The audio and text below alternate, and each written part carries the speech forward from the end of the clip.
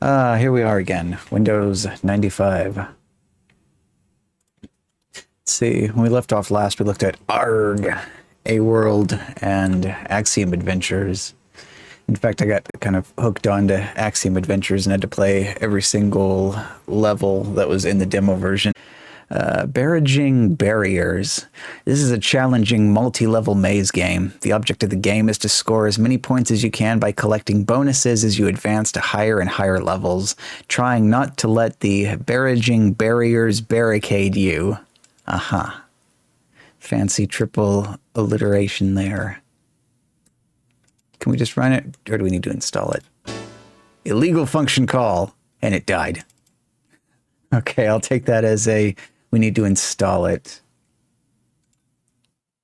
Execute. Setup. Install straight to the C drive? Sure, why not? What could possibly go wrong? That's the wrong icon for operation successfully completed. Oh, okay. Just start pushing keys and see what it does.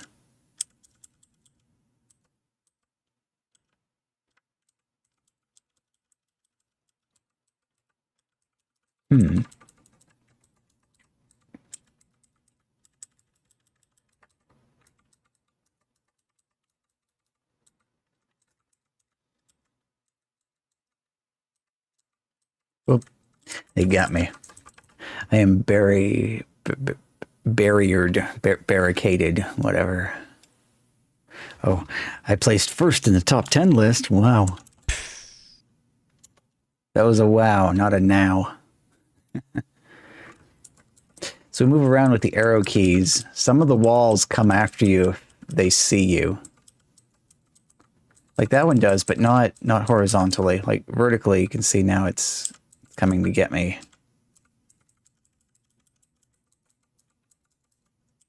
So it doesn't go backwards either. Oh, I got that one. Ooh, that one.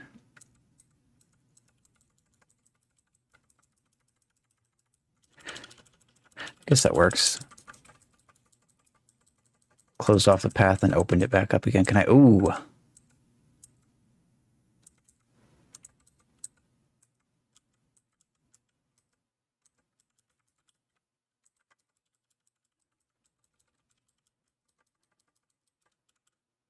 It gets tougher. Prepare for level 2. Fancy beveling effects on the text and all that. Let's look at the help file. I don't understand completely. Rules of the game. Challenging multi-level puzzle game. The object is to score as many points as you can by collecting bonuses as you advance to higher and higher levels. Oh, and I heard noises for train starting, but I didn't hear any noises for train stopping. So thank you, everybody, for train... 82%, very nice. So let's see. There's bonus squares on each level worth between 100 and 500 points. Oh, is that supposed to be 100? Because that kind of... That font doesn't turn out so good. I think maybe that is supposed to be 100. It kind of looks like 199. Does it look better over there? No, it does not. Yeah, it's a mess to have like icons be that small. Okay, so when the player maneuvers over these squares, he is rewarded the specified number of points. Big digit strikes again. Yeah, that's going to be the running theme of the night, isn't it? It's going to... let's see, all the other squares which do not specify a bonus are worth 10 points. Wait, really? Do you get points just by moving? Oh, I see now. It's kind of Pac-Man-y. There's these little bitty tiny dots.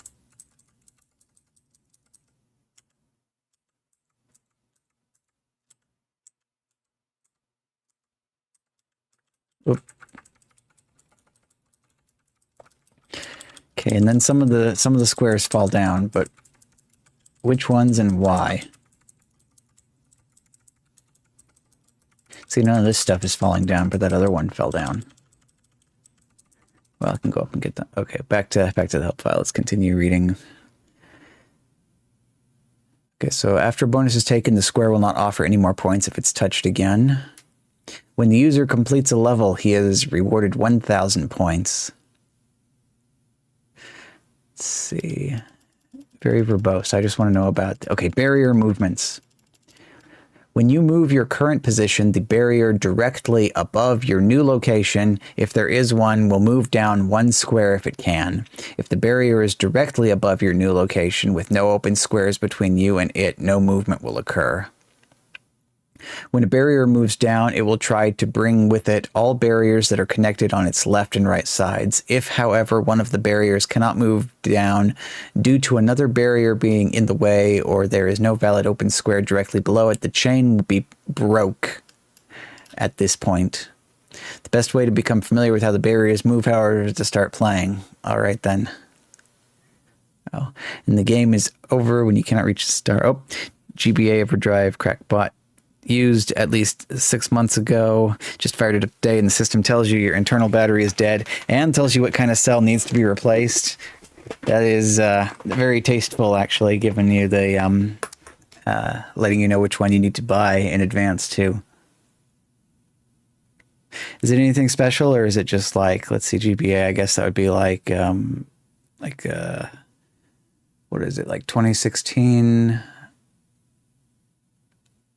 Actually, I don't even remember. It's I know 2032 and 2025. So the smaller one would be even smaller than that, but I don't remember the specifics. Usually the only time I have to deal with the smaller batteries is specifically when doing Pokemon Gen 3. So Ruby and Sapphire and all that. 1220. Oh, okay. And it's got the, oops, I just trapped myself in there. Reset. Hey, I placed in the first in the top 10 list again. Wow. Hello, cat. You want to make an appearance? Up, cat. Up. Okay. Whoop. Come here, cat. There we go. Visit from cat, who is apparently part of the background. He keeps trying to disappear. How's it going, cat? Cat is vibrating. Does that pick up on microphone? Probably not. We got noise removal.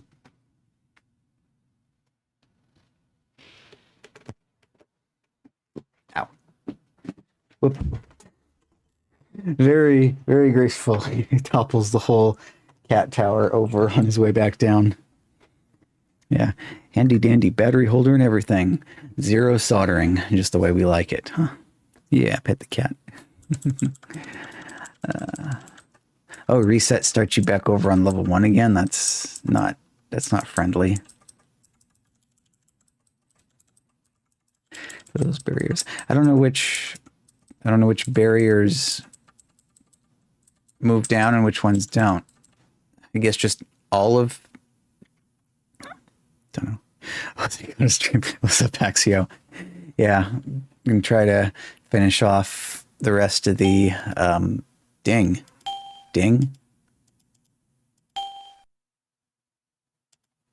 Right, because this little window is open. I can't click on the one behind it, but it won't bring the little window to the front when I click on the big window. Technology. Yeah, just wanted to finish off if we can.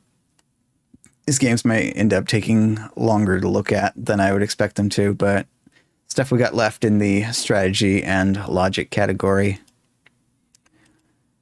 So this one has... How did they word that again? So you are trying to advance to higher and higher levels and trying not to let the barraging barriers barricade you. Or barraging, I don't know. But it's like we can move around, we can get stuck.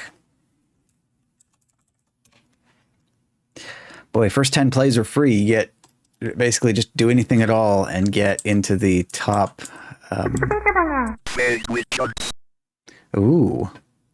fake Twitch units. 37. Man, that is very fake.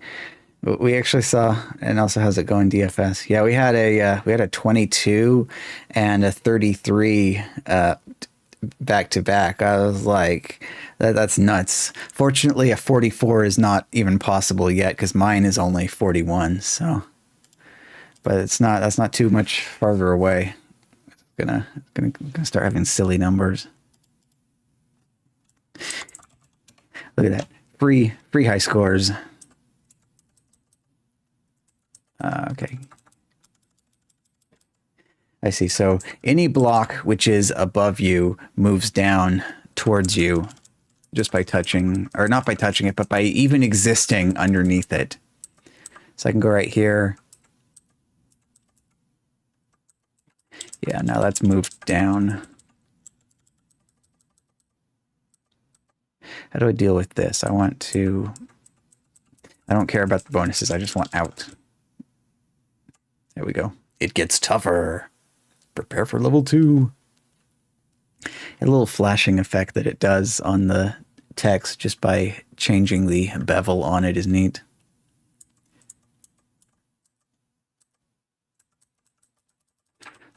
Okay, so we can bring that stuff down. Well, that gets me stuck, so...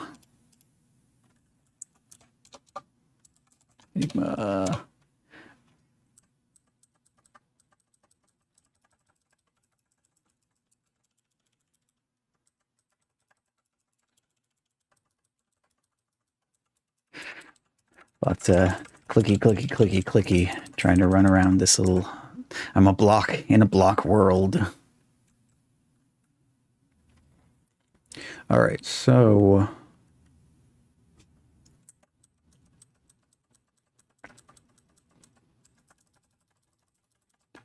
Bring that one down. Bring that one down. No, that gets stuck again.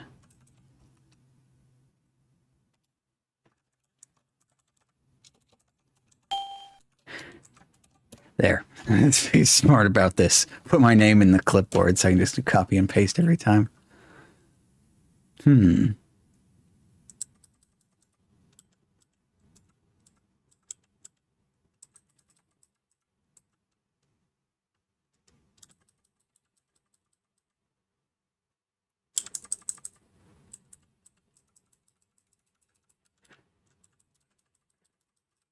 No, that one's done for. This is complicated.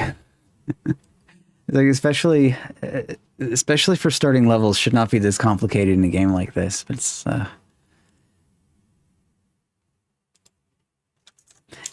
quit the game. Still get another free high score entry. Oh, shareware authors can continue providing excellent programs only if loyal users support their efforts. Please register this product. By registering, you will receive the registered version, I should hope so, of Barraging Barriers, which contains more challenging levels. For more information about registering, select the registration info button. How much is it?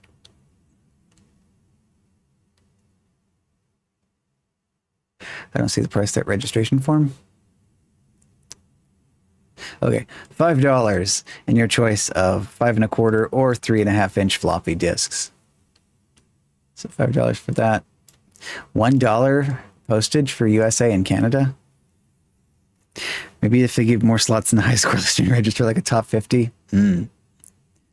Oh, Huntsville, Alabama, huh? Interesting.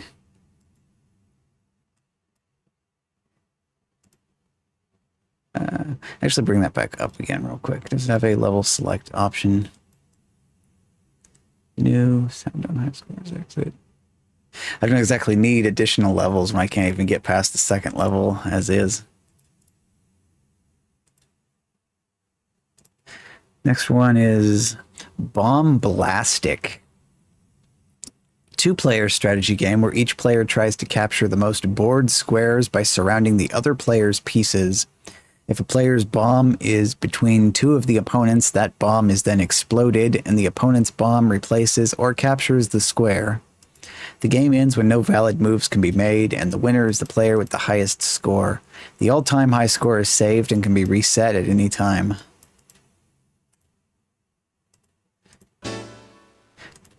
Oh no. Yep, got to do this whole song and dance routine again. So this catalog program was made with Visual Basic. So anytime we run into another game that was made with Visual Basic on here, we can't just run it. We have to close the catalog first. So for convenience, we copy the files to the desktop. Then we can close the program, do our installation, and play our game. This one kind of sounded like Othello / Reversey, maybe. Oh, another one from Arthur Crump.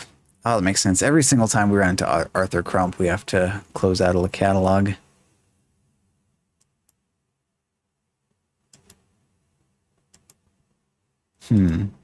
Okay, so not... Okay, I kind of...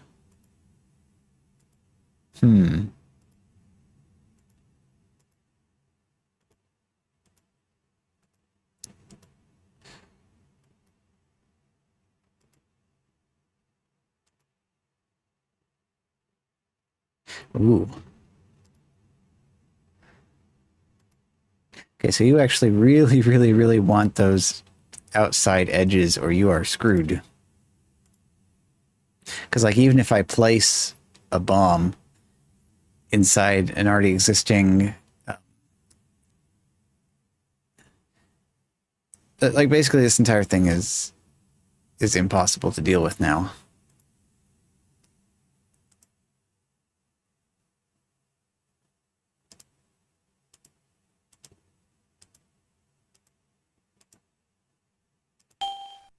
Yeah, computer wins. Play again, yes. Was that on Novice? Okay. Order the registered version and receive the medium level and the advanced level. The latest version to order, send $10 to AG Crump. Wisteria Lane, Moreno Valley, California. So this is Novice, huh? At least now I know. Oof. Okay.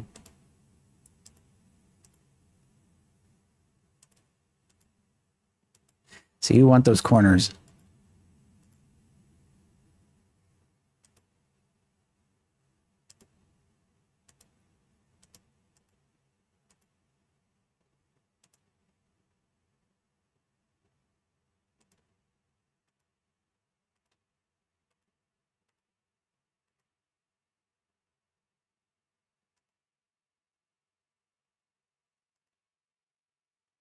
Could have used some sound. I wonder if they had sound effects for the registered version.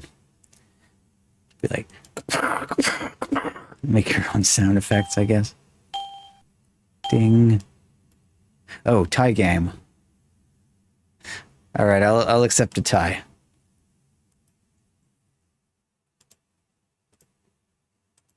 At least we get the default Windows ding at the end of the game, so I guess that counts for something.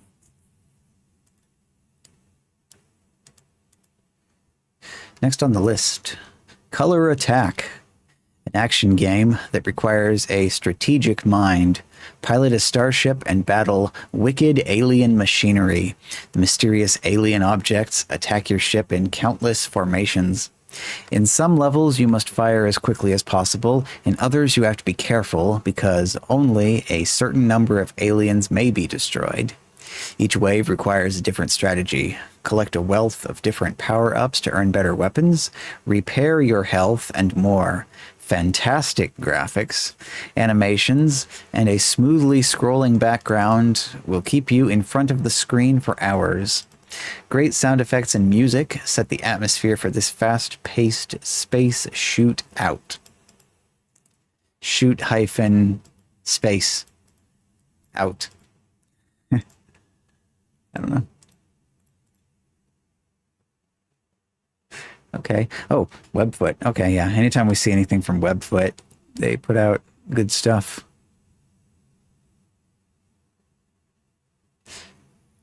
Shoot-space out. There you go. Yeah. Quick help. You control a spaceship and must destroy colored objects. Collect power-ups, gray spheres, by touching them with your ship. This will give you more powerful weapons, new energy, and other advantages. Be careful, not all power-ups might be useful. Get out of their way or destroy them. Take care of the pieces of destroyed objects that are flying around. Spaceship can be controlled with a joystick or the following keys. Left arrow, right arrow, up arrow, down arrow. Spacebar. 1, 2, 3, 4, 5, 6. Select weapon. F3 for pause. Okay. You can shorten the intro sequence at the beginning of each level with the spacebar or skip it with the escape key. Optimum performance. We should run Windows in 256 color mode. I'm sure it'll be fine. Identifying the power-ups. Whoa. Ah, so they have numbers on them, I guess.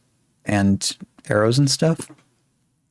1. The single-shot cannon with the lowest shooting speed and a maximum of 2 shots that can be activated at the same time will be installed in your ship. By collecting the other power-ups, the single-shot cannon can be improved to fire at higher speeds and to allow more shots active simultaneously.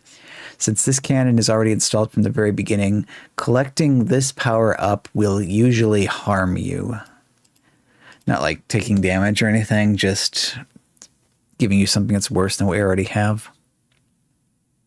So 2 is a double shot cannon.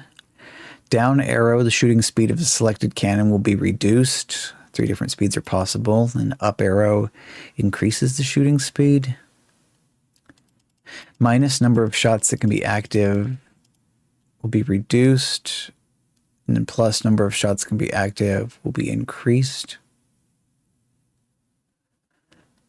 Little dot is toggle auto fire. Okay, there's a lot to this.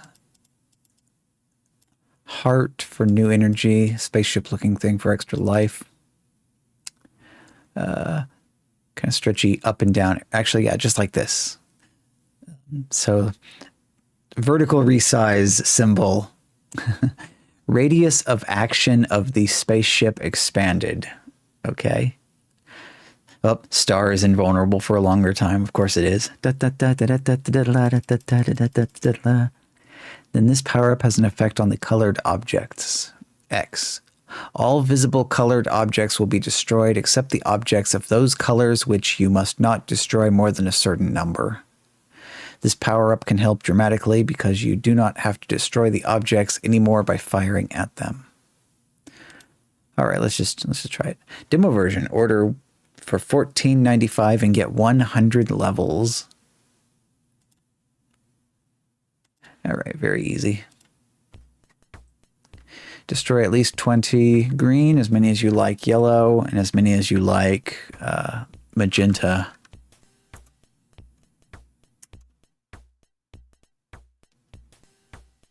Wait, I pressed spacebar and that changed.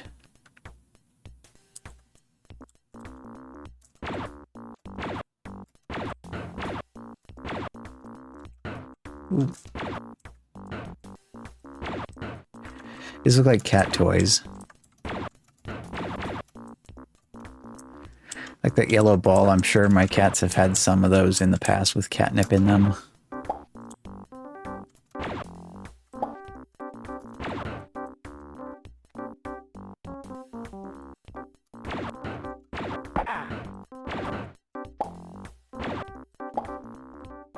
Oh, XLM Games. No one know who actually developed it.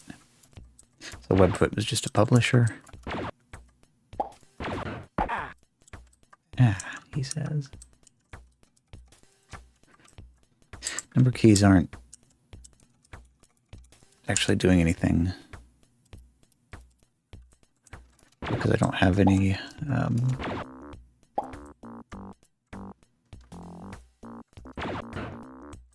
don't have any extra weapons yet.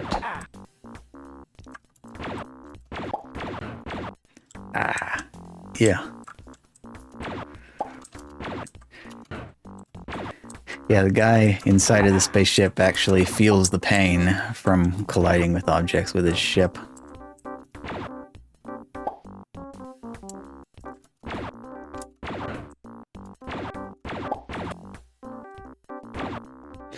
I've heard that pop sound effect quite a few times before. So those little red triangles at the corner indicate the maximum height you can move up on the screen.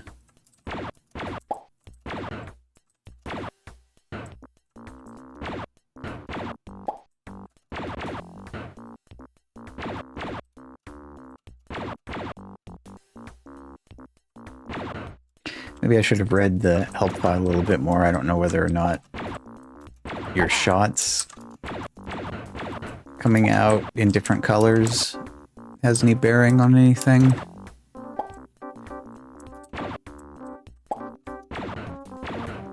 Also, when you successfully hit something and it's doing that shrinking animation, if you touch it while it's still shrinking, you take damage.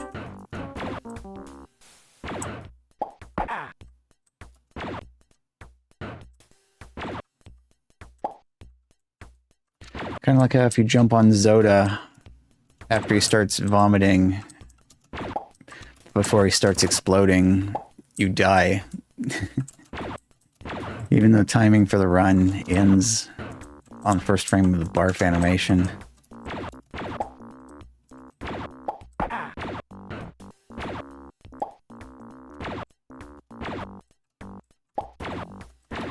Okay, so the kind of upgrade I would like would be your projectiles move across the screen faster.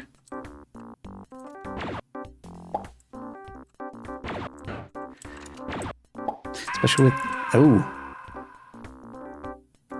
Okay, our first spaceship has died.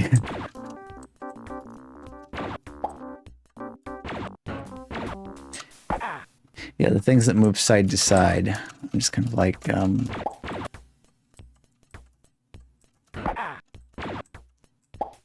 Also, we're back down to only having one shot on screen at a time, so it takes forever for a stray shot to make its way off the top.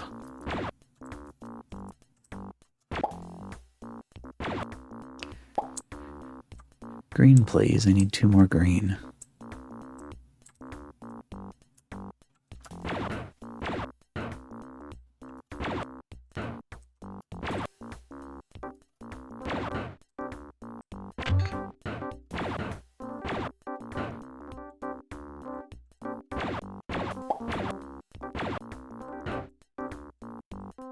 Oh, there's a green. One more.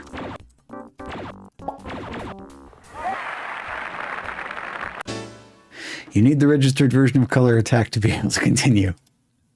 Okay then, so the demo is just one level. $14.95? I don't know. It's better than some of the stuff we saw that was wanting $30 or $40 for their registration. I keep expecting the music to resolve into the SMB3 airship music. Go to the folder. CA music.mid. So that was some midis.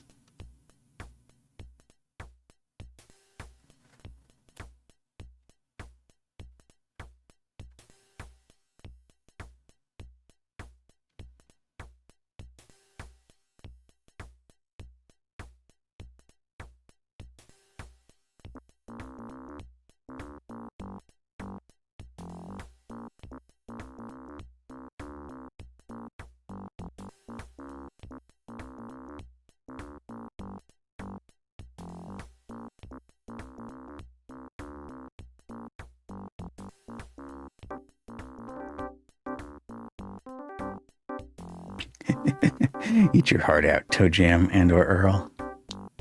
Color Attack bringing that funk. I was thinking, you know, as far as FM synthesis goes, that is a particularly farty bass sound on this one. All right, and then it closes when it reaches the end. What else was I thinking of? I was actually kind of also, I was listening to that and kind of thinking... Well, now I don't remember. There was a specific soundtrack I was thinking, that sounds familiar-ish. Also 2.68 megabytes for what we have here. Maybe the full game is larger than that. Well then. Diamco? A new strategy game with 60 word-wrenching levels. You must solve the puzzle and assemble words from individual letters. Okay. However, you can only move pieces to corners or next to other pieces. Each level becomes more intricate with new and longer puzzles. Save your progress and load the game again another time. Online help is provided. English, French, and German versions are available. Diamco uses vector graphics so players can stretch the game window to any desired size. Ooh, fancy. Features an incredible MIDI sound track. Runs in Windows 3.1 or Windows 95. Okay. Sounds fancy. Okay, this is installed. Oh, another webfoot. Double dose of webfoot. Okay, the Diamco window may be resized to any dimension. Let's go to the 6th dimension next. Select new game to begin. Mouse or arrow and tab keys. The arrow keys move the selected letter, tab, and shift tab. Change the selected letter to remove the game. Click on uninstall icon. Nah, I'm fine. Let's play it first. Hello?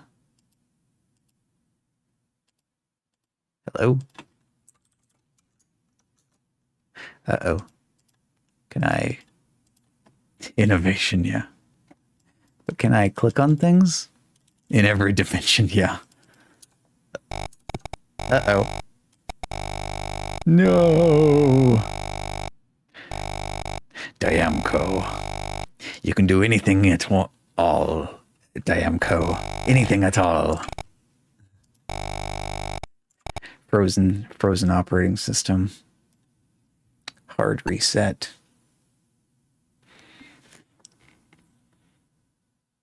Maybe that's too many dimensions for this poor little virtual machine to handle.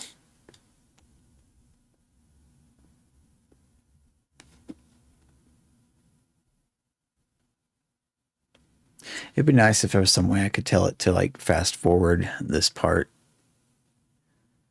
Because after all, we're only emulating a Pentium 75.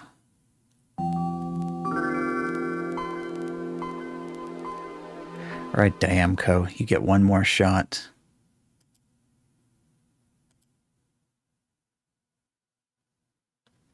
Is your PC running Diamco? You better go catch it.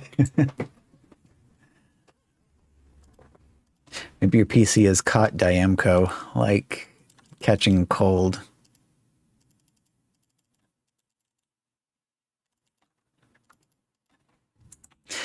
We appear to be locked up again.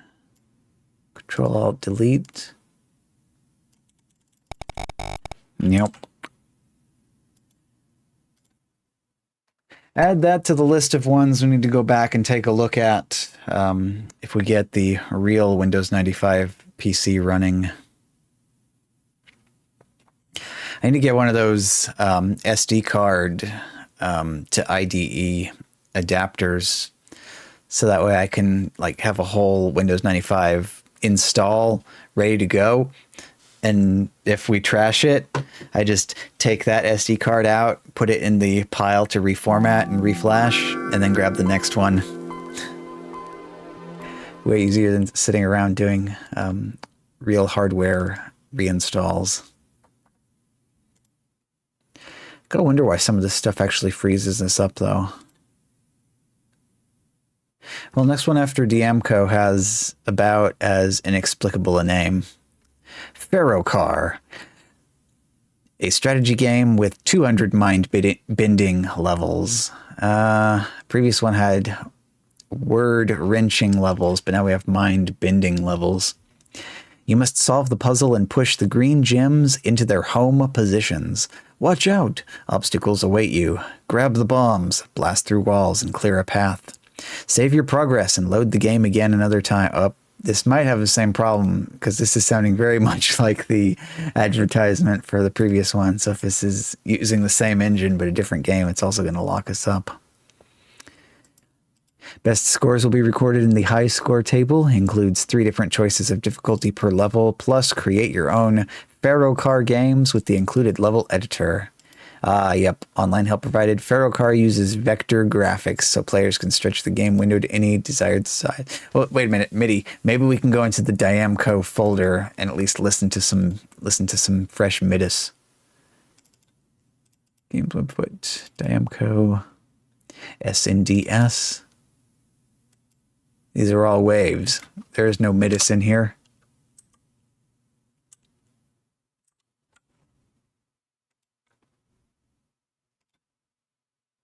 We can at least give this one a shot.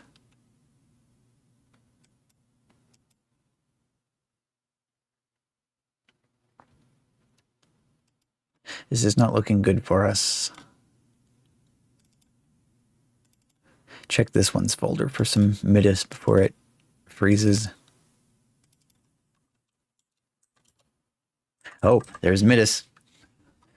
Do we go ahead and listen to the midis first, or we try the game and see if the game works?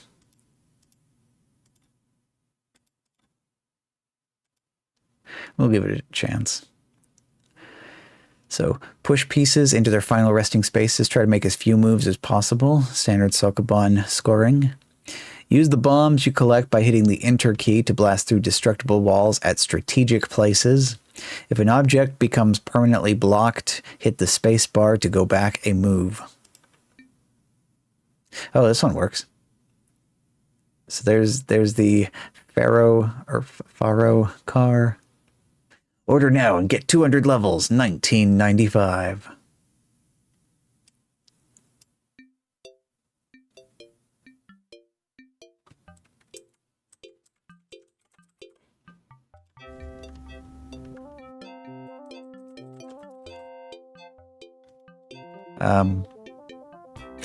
Windows Brain Games. What's up, Futrash? Wait a second, I can hear the midis. The midis is successfully playing, but... Oh.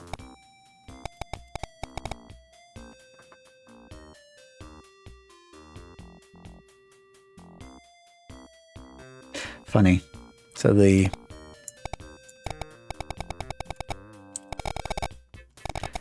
system is locked up, but the midis is somehow still able to play.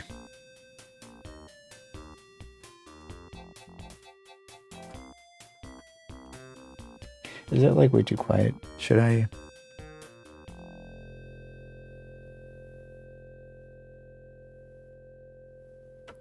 Oh, is it finally?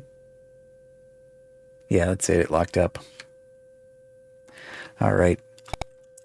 Another one rides the bus. At least we got to look at this one.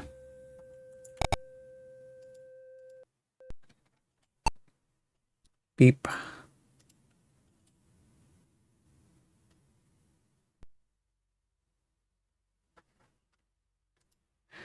Yeah, the other one would lock up and not even allow us to look at the game.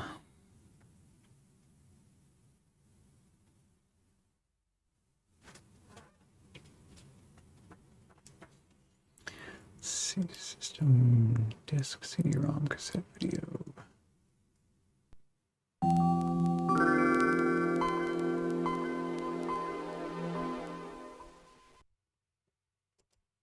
Just looking through the menu to see if there was maybe an option to make it boot up faster by fast forwarding.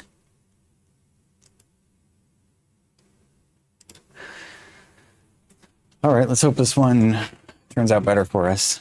Flags and Fortresses, 2 to 4 player strategy game designed to be played using the hot seat method or a common shared directory. Advance against your enemies and try to capture their flags to defeat them. Author John A. Ritter?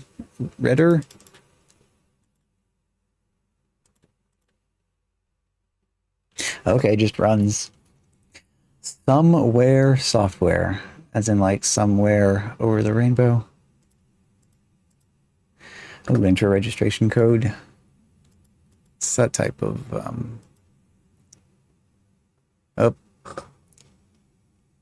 Okay, Flag, Wizard, Trap, Scout, trapper, peasant, fighter, warrior, archer, jouster, knight, and dragon. Ding. Ding.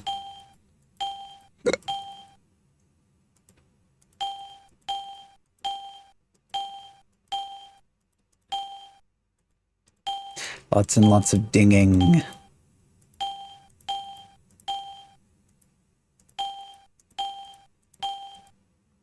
Is this like more complicated Battleship?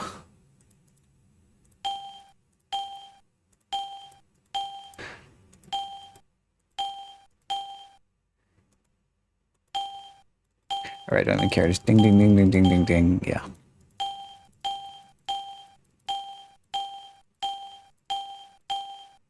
Okay. F12. You sank my peasant. Yeah. How many? 1, 2, 3, 4, 5, 6, 7, 8, 9, 10, 11, 12, 13, 14, 15, 16, 17, 18, 19, 20. I don't know. It's like a really big grid here. That's it. Okay. Wizards, and finally the... Sure, why not? Put the flag in the corner. Done. Okay. Yeah, yes, now what?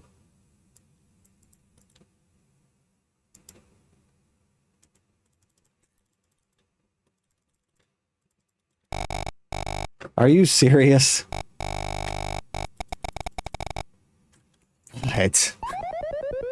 What? Is something like corrupted... Something corrupted the operating system and now everything is going to screw up? Tee-hee indeed.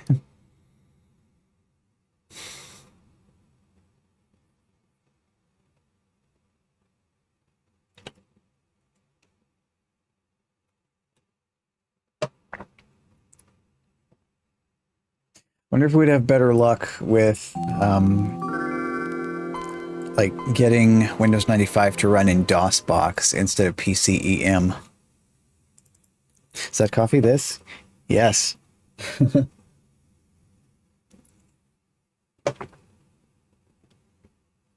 Chocolate milk. It's been a while since I've done chocolate milk. I think I got the chocolate syrup, so I could totally do that. Yay for coffee, yeah. Yeah, no, I know. I'm aware of my chemical dependency, huh? Well, Larry's Marble Removal is a logic/puzzle game. There are 15 marbles on a board, and you take turns removing various amounts. The person to remove the final marble is the winner.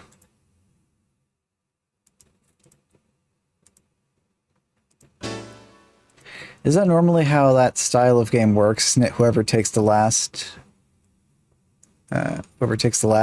object is the loser? At least that's how it worked in Mario RPG. You tried to force the other character to take the last coin from the box. Ooh. Oh. Yeah, we got some kind of visual glitches there.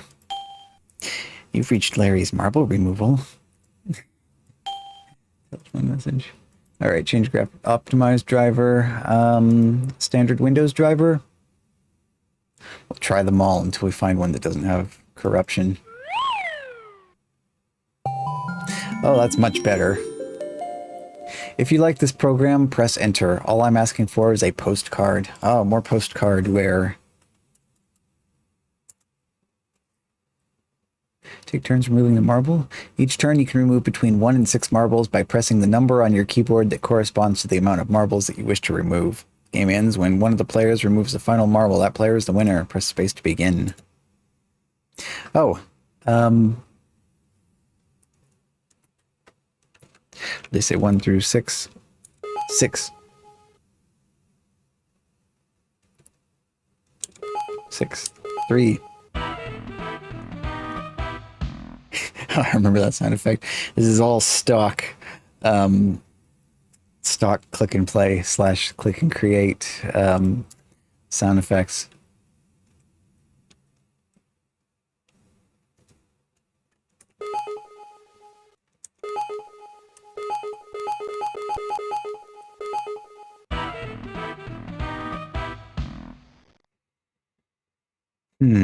So that's the only options. Is it always starts with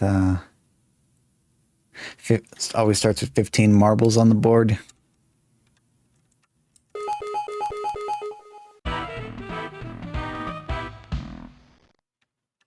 All right, let's make player 2 win this one.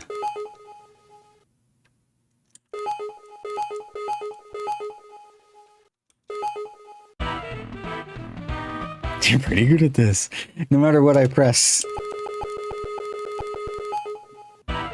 Larry. No matter what I press, you know, either player 1 wins, which is me, or player 2 wins, which is also me. Also funny, we still have all the default click and play / click and create menus and stuff here. What was that? The space bar, space... So I don't think any of the rest of this would do anything, huh? Yeah, not really. Hello, this is Lawrence Sketch, the author of Larry's Marble Removal. My program made it to you all the way from Brooklyn, New York in the United States. I hope you enjoy it, and perhaps you could send me a postcard if you like it. I like to receive postcards from different people in different places all over the world. The address is at the bottom of your screen. Thanks a lot, and have a great day. Wow. It's like a time machine. Postcard, eh? Yeah. Wonder if he's still located anywhere near there or if he's gone somewhere else. Could be dead by now. We never know. Nice and simple, cute. Not bad for a postcard. Dead. Ah, too bad. Logic 1.0a. 8? Probably, yeah. Logic 1.0a, 1996 J. Bechling, ABCware. Software for kids. Logic, software for kids, exclamation point. Logic is very special of the well-known mastermind game for children, 5 to 99. Hence, sound support needs VB run 300.dll. Okay. To abort installation, click, spelled K-L-I-C-K, exit setup. Mastermind.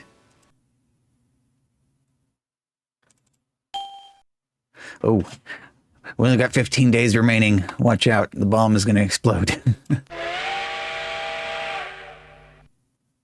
Oh, okay. This is enough to drive you round the bend. Minka, the old station cat, has a cold and is lying behind the stove. The switch mouse family has made the most of it and has had a big party in the switch tower. In the course of this, the lovely little mouse children unfortunately have gnawed the electronic cables to the main computer of Freight Depot of Idletown. Now the computer only gives chaotic signs and suspicious bleeps. Charles, head station master of the Freight Depot, is spending his annual holiday at the lake of Little Sleeping Brook. Johnny, his deputy, urgently had to go to the dentist because his right molar has troubled him that terribly that he didn't get any sleep during the night. To make matters worse, the silly mice have used the transport documents as napkins, and the telephone is out of order too. You want to see Minka? Computer pictures. The old station cat. Okay, where's my... Escape that. I need my preview here so I can make sure it... There we go. Make this bigger. Oh my. His face is melting a little bit. No, not that. This one. I mean, this is kind of a... but that's an unfortunate looking face. Choosing napkins, yeah. Poor cat. Picture of a cat wearing a train conductor's hat. That's better. What's that? Oh, oh, nice. Yeah, it's a. Oh, indeed. Okay, gotta remember the top button for that, bottom button for that. Yeah, wonderful. Sometimes you just need to tweak it up a little bit, and then you get the prompt. You get what you really wanted. Okay, let's see. But wait, there's more. Now Fritz, the assistant shunter, is nervously nipping back and forth between the freight stacks, where the oil drums destined for deferred and the box full of logic juice for Abery, the pile of wood for Betown, rather for Eblin, and who is supposed to get the gift parcel, and who the box full of tractor spare parts. Fritz is in the depths of despair because the only thing he can remember is that it was all very urgent. Can you help him? Of course. You only have to make clever conclusions. You always have to select the freight items from the train first, and then you have to put it down at a train station. The rows are to be filled from the top to the bottom. When all pallets of a row are filled with freight items, the signal can be released by clicking on the flashing green button. But you can still think it over and select a different freight item. Simply put it on top. The old freight item vanishes. Only by releasing the signal, a row is evaluated. The result of each round is then displayed on the indicator board on the right side. Freight shows the number of correct freight items which are in the wrong place. Place shows how many freight items are in the right place. You can find the solution by combining the results of several rows. Okay, so now there comes the mastermind portion of it. Let's go. Oh, tries. We'll be scrub here and ask for 22 tries. Repetitions allowed, I guess. Hints allowed, sound effects, sure. Okay. Oh. Okay, so how... Oh, okay. Green. Let's red. see what the audience has to say. Nebula Shadow writes, Dear Bowser, have you ever called golf a dull game? If so, do you consider it regrettable? I have personally learned my lesson. Like Casey Jones, I would never call golf a dull game again. Sincerely yours, M. Shadow. Chuckles. A question from the infamous Nebda Shadow, always full of surprises. And his question is, reads from the letter, have you ever called golf a dull game?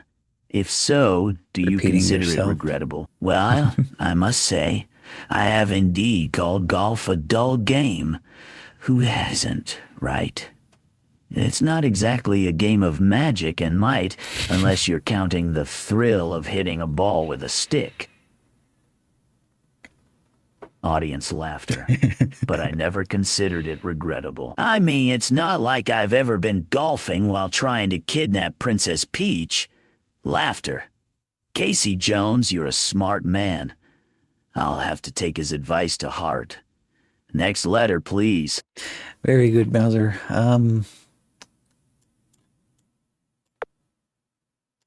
You don't drag and drop on this. You just like click to pick up and then click again to set back down.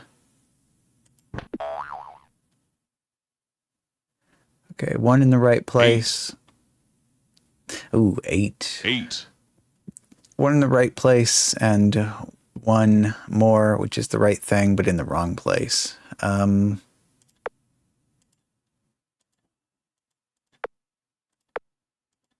Nope, this one, yeah. Swap the middles and see if that gives us any new information. Still 1 and 1. So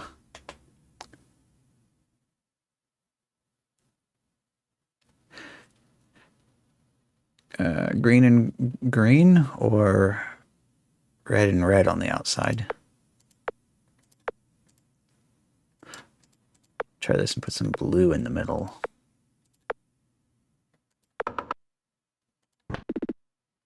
Oh.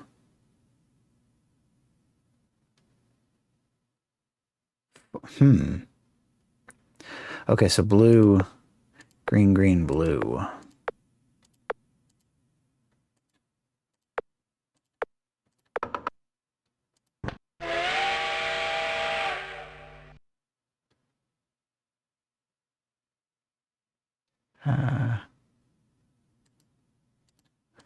That's it.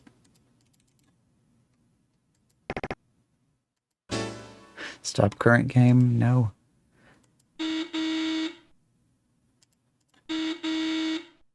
Okay, so that's hint. You win train Wordle thing. Oops.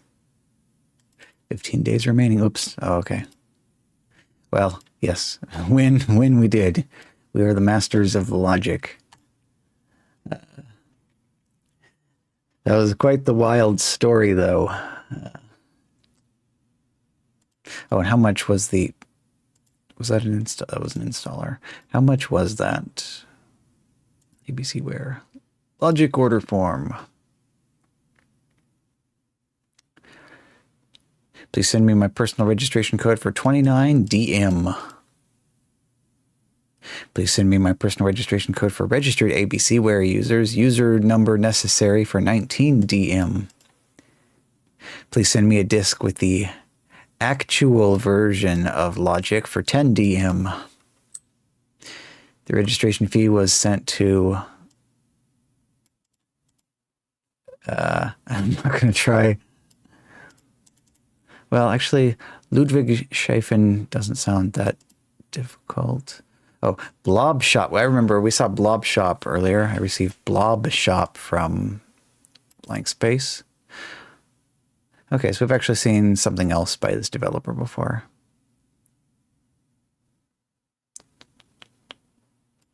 Yep, Germany. Well, on to the next one. Mah Jongg Solitaire, game with 16.8 million color, yes, 16.8 million color graphics, music, sound effects, animations, and more. Over 200 full screen, photographic, quality images, 100 tile sets, and 49 layouts in the registered version. Is this a Steve Moraff production? Yes, it is. Boy, can easily recognize his unique advertising. There we go. That's all the coffee for the day. No more. Not until tomorrow. Ooh.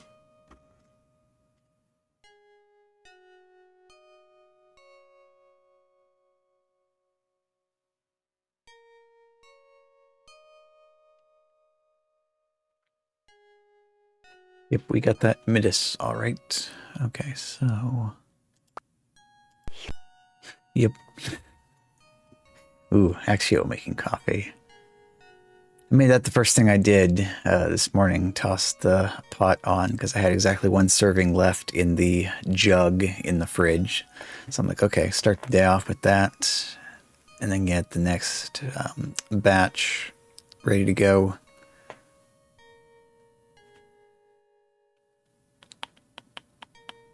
Yeah, this is exactly... that's not quite the right sound for removing tiles. It's like a kind of noise.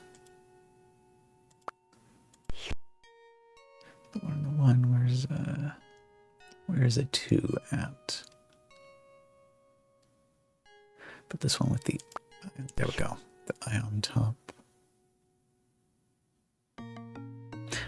Oh, the midis gets fancy.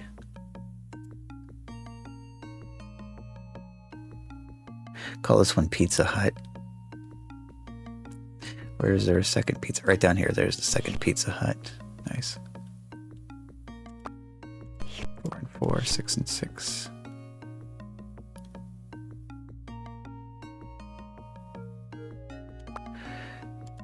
And the pictures match any picture to picture, right? The menu bar is a little bit too excited to see you. If you even brush the top of the screen, menu shows up, and then you have to click to make it go away again. Okay, that matches with that, but we have 4 blocking the way.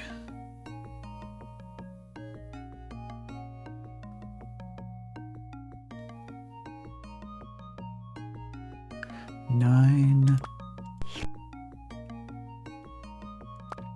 Oops. Oh, that one's down there. So I definitely needed 2. 2 is blocking everything here. That works. 9. Now we got another Pizza Hut again.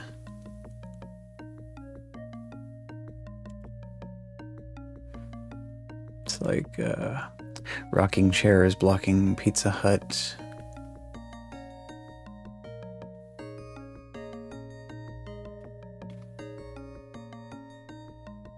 It would be nice to know like the actual proper names of all the tiles, wouldn't it?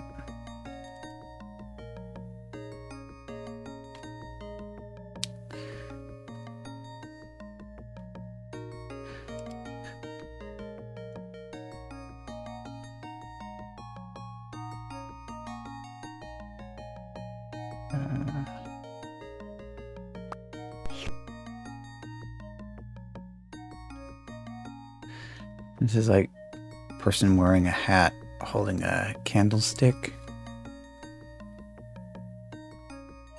Oh, here we go. Wheelchair to wheelchair. Pizza Hut to Pizza Hut.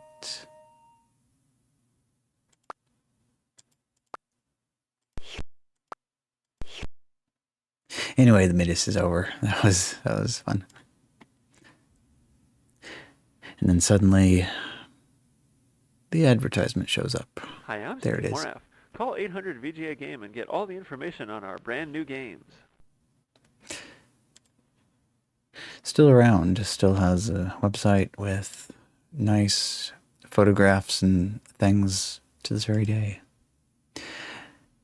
Mancala 2000! Mancala is perhaps the oldest two-player strategy game in the world. This version of the game, known as Kalaha, was played more than 7,000 years ago throughout Asia and Africa. The rules are easy to learn, but the strategy involved in winning are quite challenging. Requires Windows 3.1 or Windows 95, developed by Arthur Crump. Well, that means we're going to have to copy the files. Yep, called it. Okay. Uh-oh. Come back. Wheelchair to wheelchair, Pizza Hut to Pizza Hut. It's the new ashes to ashes, dust to dust. Yeah, I guess that is, it's pretty goofy, honestly. Okay, copy. C, Windows, desktop, subdirectory, yes. Now we can close it. Same bright cyan background dialog box that we usually see. Ooh, okay. I don't actually remember how it's played. Goal of the game is to capture as many stones or playing pieces as possible. Game begins with 4 stones or playing pieces in each pit. The human player makes the first move. The player picks up all the pieces in one of their pits and sows the pieces, one in each pit, around the board counterclockwise, including into their own kalaha. If there are enough pieces, the player continues sowing into the pits on the opponent's side of the board. If a player's last piece lands in their own kalaha, then the player gets another turn. A player may capture the pieces in their opponent's pit if their last piece is sown in an empty pit on their side of the board. The player then gets to capture all the pieces in the opposite pit, the opponents, and store them in their own kalaha along with the capturing piece. When all 6 pits on one side of the board are empty, the game is over. The player who still has playing pieces in their own pits gets to put them in their own kalaha. The winner is the player with the most stones or pieces in their own kalaha. Okay, back to game. So which side is mine? The one on the bottom? Yeah, I guess so.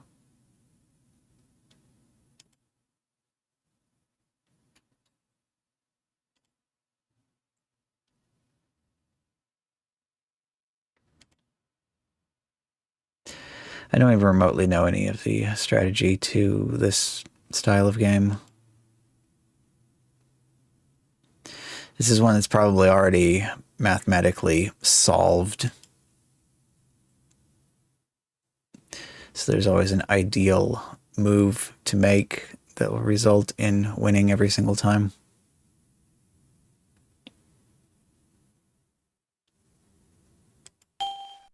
Ding. I don't know whether this side is mine or this side is mine, so I can't say whether I am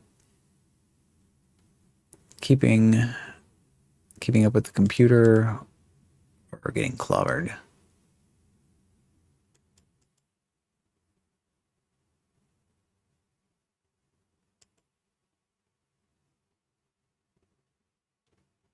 $16 to $12.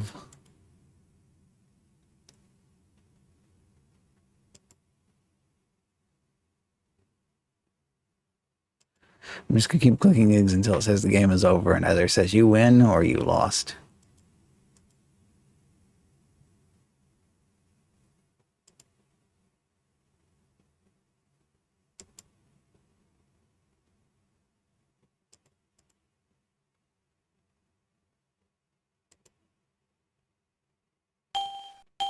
Ding. Game over, the computer won. Yep, 27 to 21. Do you want to play again? Nah. $10 for a full version of this. And of course, the bright cyan background colored dialog box. It's like, forget UPS brown. That's the real feared trademarked color.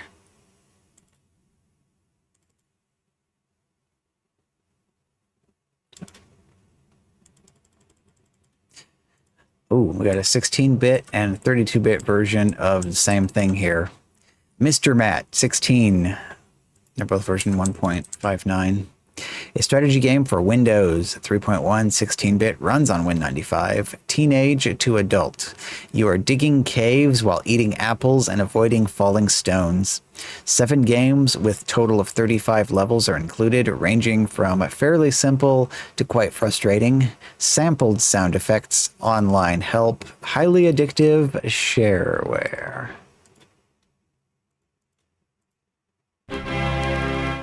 Ta-da! Oh. Enigma. Welcome to Mr.matt.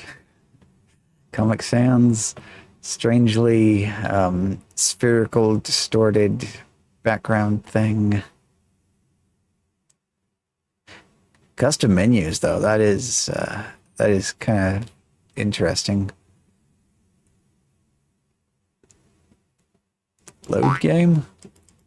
Easy 1, Easy 2, TOO, Appletown. Jam to Jack rules, Concrete Desert, lots of stones, and try this. Easy 1. Oh, it's Boulder Dash? Yeah. Be careful here. I am... Okay, fine, actually. Whoop. Nice. Uh-oh.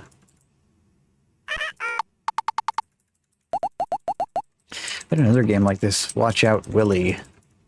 Quiet down, Mr.matt.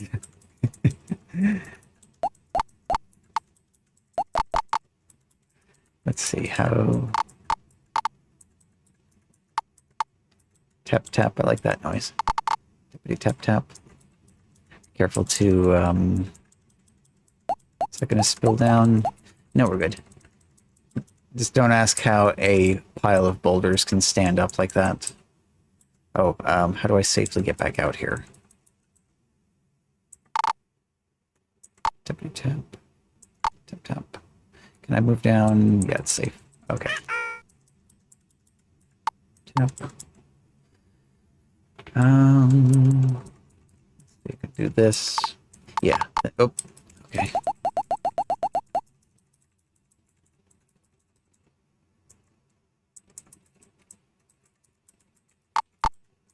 Okay, so this over here looks kind of dangerous. Oh,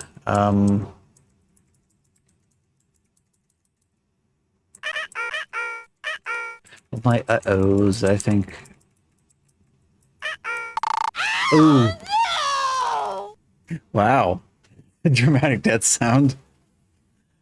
Try a different level. Boing. Let's try this. Try this. Ooh.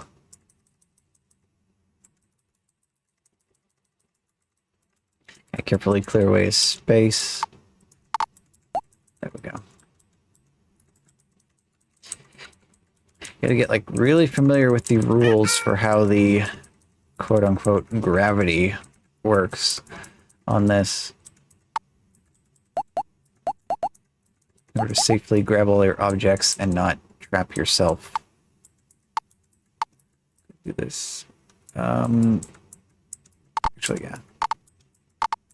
Just open all that up because I don't know where this is going to spill to. Tap, tap, tap, tap. Nice.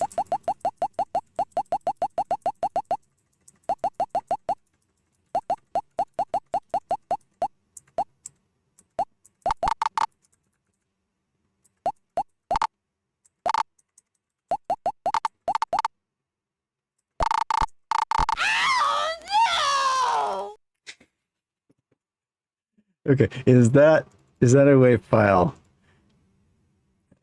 Did this install? Or is this on the CD? Nice. Close. Execute. Okay, so just an exe file on the CD. If that's just a WAV file, I want it. Let's see, Windows, desktop, copy, yes. Aha, yes, okay, which one is it? Stone, snap. Uh-oh, okay.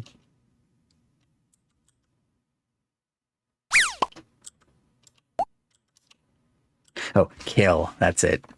Oh, no! All right, perfect. Move you right over here. Hold on to you for later. Oh, right. Auto arrange icons. Okay, just remember that's there. Boing. Do you really, really want to say goodbye to Mr.matt and exit the program? Oh.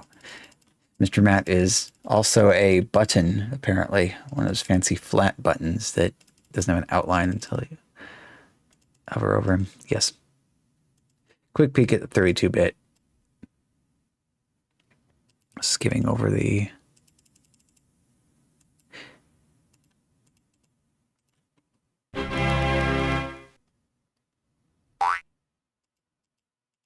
Incompatible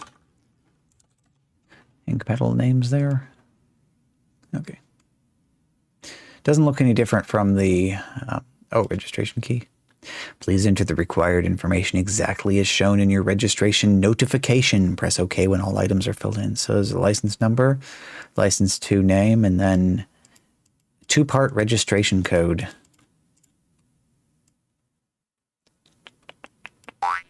Boing. Appletown. Yeah, that's some apples, all right.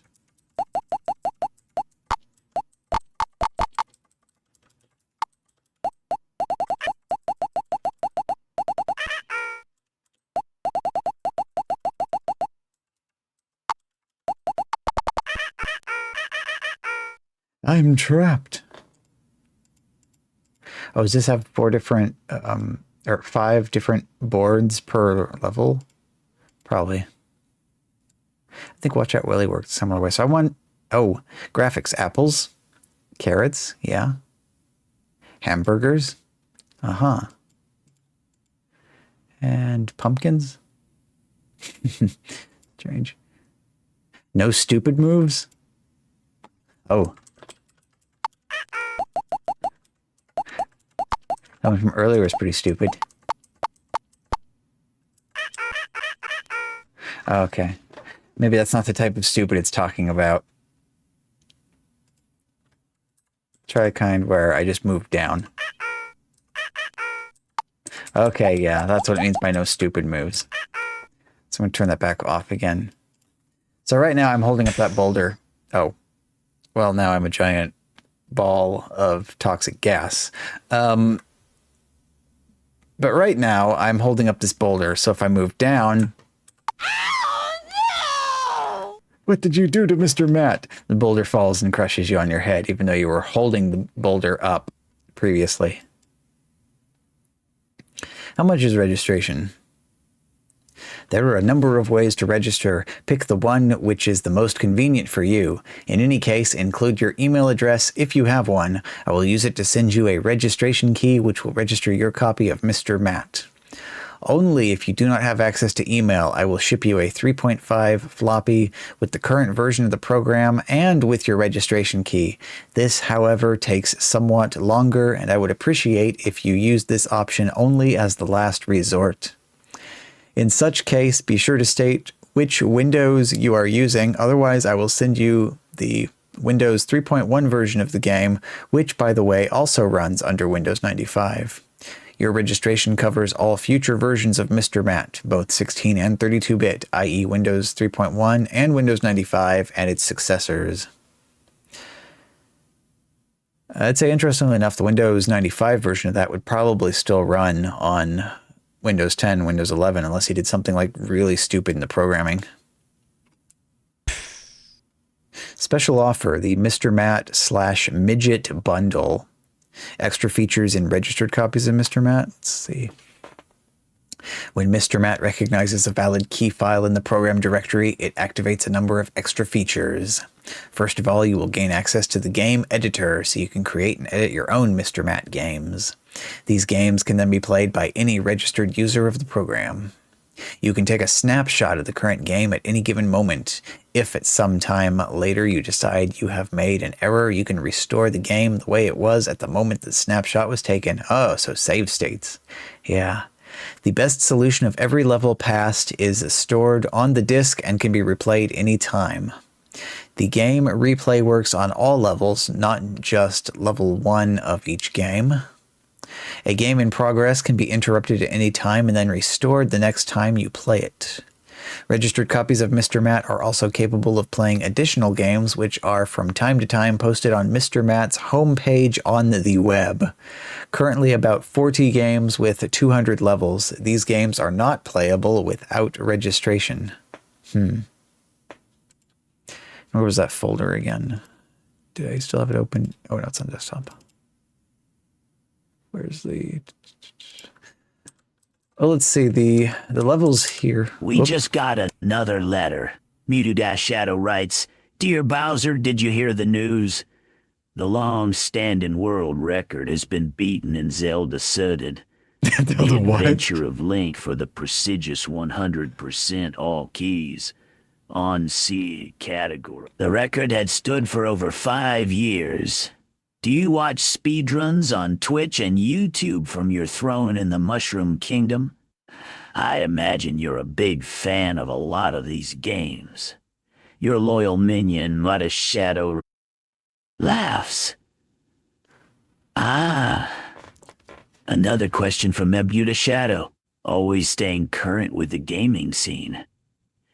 And his question is, reads from the letter, Did you hear the news? The long-standing world record has been beaten and Zelda settled. The Adventure of Link.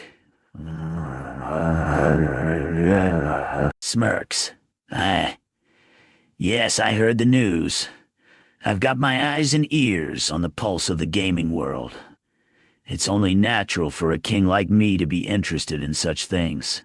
Smiling. As for whether I watch speedruns on Twitch and YouTube, I must confess, I do. Laughs.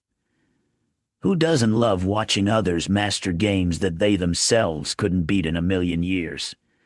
Chuckles.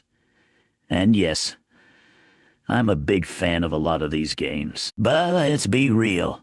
I'm a Koopa King, so my expertise lies in pauses for dramatic effect, kidnapping, fire-breathing, and destroying the world, audience laughter. That's what I do best. Next letter, please. Well, thank you for that letter. So Bowser likes speedruns, huh? All right. See, all the level files here are just like whatever .mat. Actually, why don't we peek at one of these? Is this binary? Oh.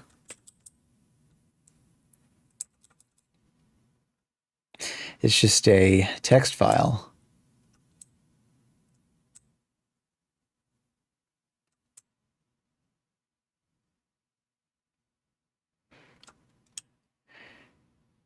If someone were to say modify the contents of this file, would it load them? Let's see, easy1.mat. Check first of all. Okay, good. Read only is turned off.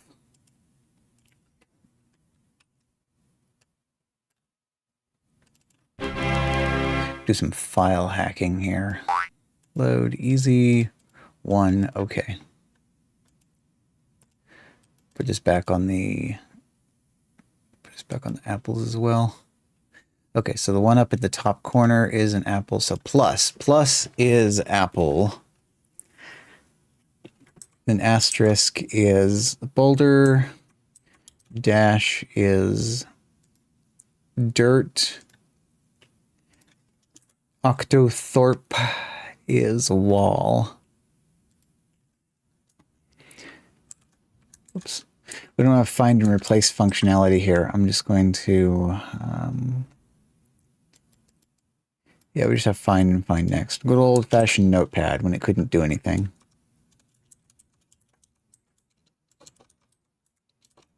Okay, save. Control S doesn't work. You gotta do file save.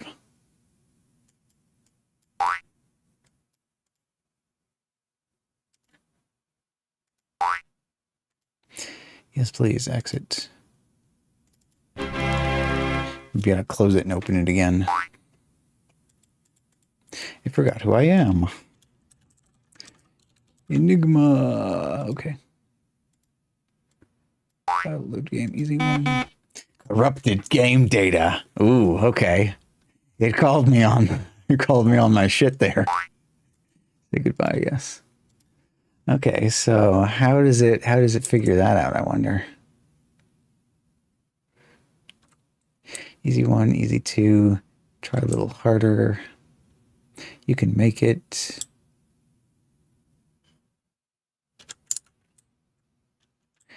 The master milk run. Okay, so maybe this number has something to do with it. Maybe it's like a checksum of the contents of the level. So if you try to edit it without paying them for the registered version and the level editor, they yell at you. I was wondering if you take the downloaded levels that can only be played in the registered version off of their... how do they word that again?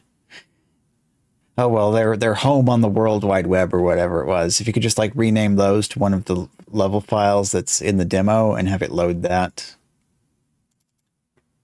Oh, we had font files too. MM_LED.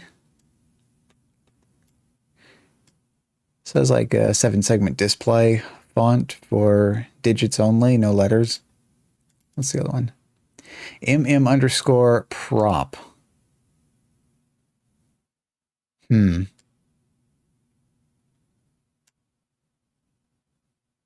Bizarre. Like 12 point, this is normal. 8? At 12 point, this font has normal letters in it, but once you get to larger sizes, it's got these weird symbols. That's bizarre. Well, next game after the Mr.matt pair, Nesseysoft Riskit, a Windows strategy game. The objective of the game is to conquer the whole world. Oh, it's a bitmap font, so each size has to be created separately. Oh, is it FON instead of TTF? Yep, FON. So what were those used for? Mr.matt, come back to me.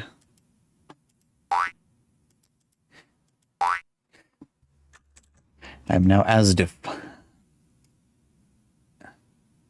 Slow playback. Yeah. Color effects.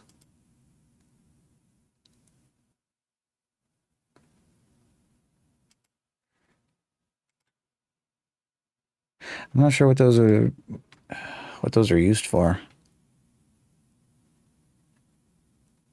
Maybe if you change the language.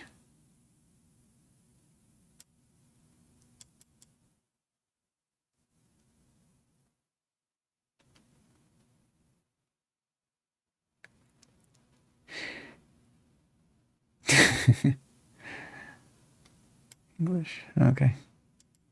So maybe it supplements the system font just to make sure that it's always readable. But I don't know. Bizarre mystery. But yeah, Nesseysoft Riskit, a Windows strategy game. The objective of the game is to conquer the whole world. The world is shown symbolically window of the program. It is divided into 42 countries and 6 continents, as in the board game. Up to 6 players, either human or computer players of different types, can compete. Welcome to Riskit for Windows. Ooh. Shareware, restrictions, read the help file. This is an unregistered copy. Please register as soon as possible in order to support further games. They did not need to blink that. www.ping.at. Wonder if that was actually like a hosting site. Well, I guess so. /users/Nesseysoft. CompuServe, go WinFun. Look for riskit.zip. What is that? Eurocard? Eurocard, Visa, whatever those last two are. Oh, American Express? Is that like supposed to be MasterCard? Some odd icons. If you've never before registered your copy of this program, you can do so by pressing this button. If you have changed your system after registering your copy of the program, you can get a new registration code by pressing this button. For further details, see the help file. If you registered properly, use this button to enter your registration code. Diners Club logo. Oh, okay. Yeah, not familiar with that one. Of course, I've like heard of it before. Oh boy, so this sounds like the nasty type of registration where your registration code is like tied to your machine or something. First time. Key in your personal address, the address where the registration code should be mailed to. Okay, so that's like... what about this? Dear blank, please enter the registration code you received in the edit box below. Okay, cancel. Additional. Dear blank, please enter your old code in the edit box below. Note your old code is the code you received for the initial registration. On the following dialog pages, your address and additional data will be displayed. Did anything change? If so, please correct it. Yeah, no part of this sounds pleasant. Cancel.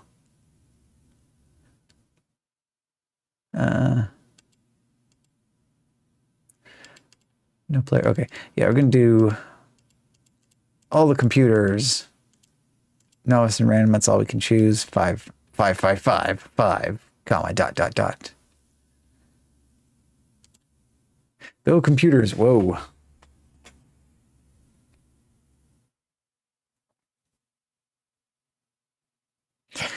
Now, this is a familiar situation. Remember the other Risk clone that we just left running for like an hour and a half and the game never ended?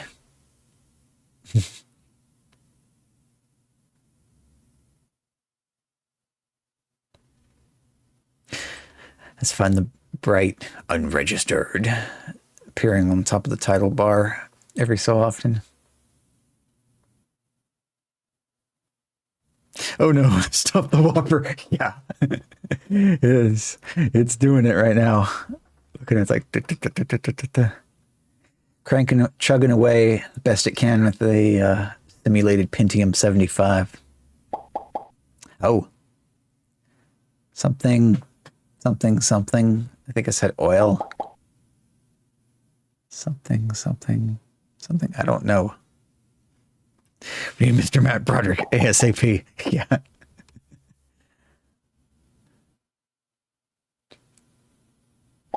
least there's no animated nukes flying around. It's just colors changing. Team Blue is spreading rapidly, though. They already got the entirety of South America covered.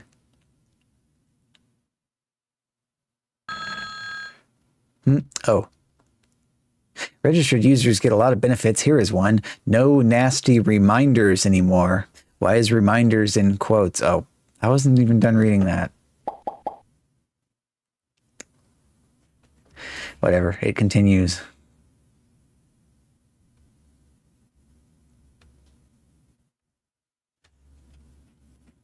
Got a bit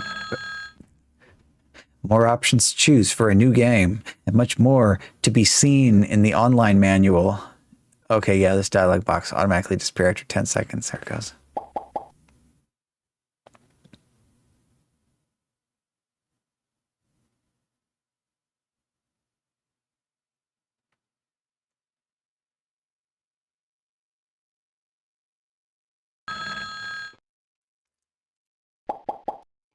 At least you can click on OK as soon as it pops up.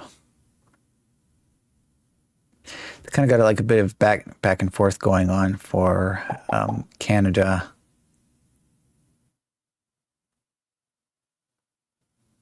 I think Blue is going to win this, though. Oh, yep, there they go.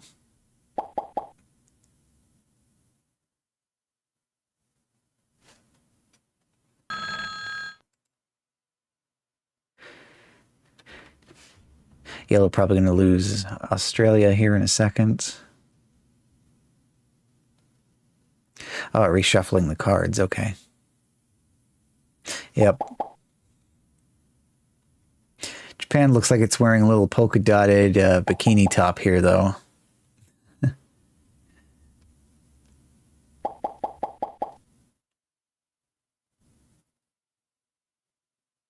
You won.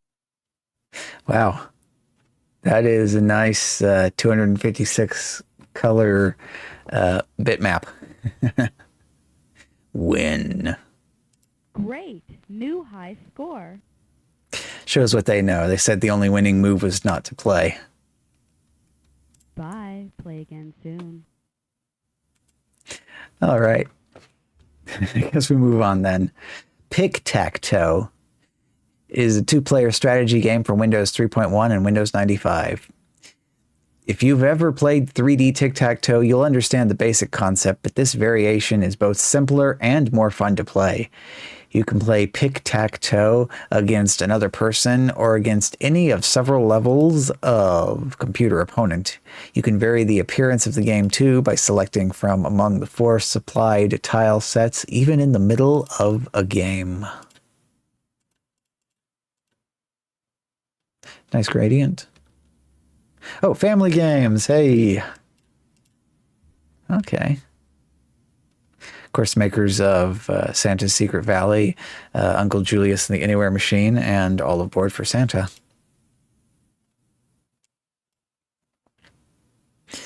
Okay.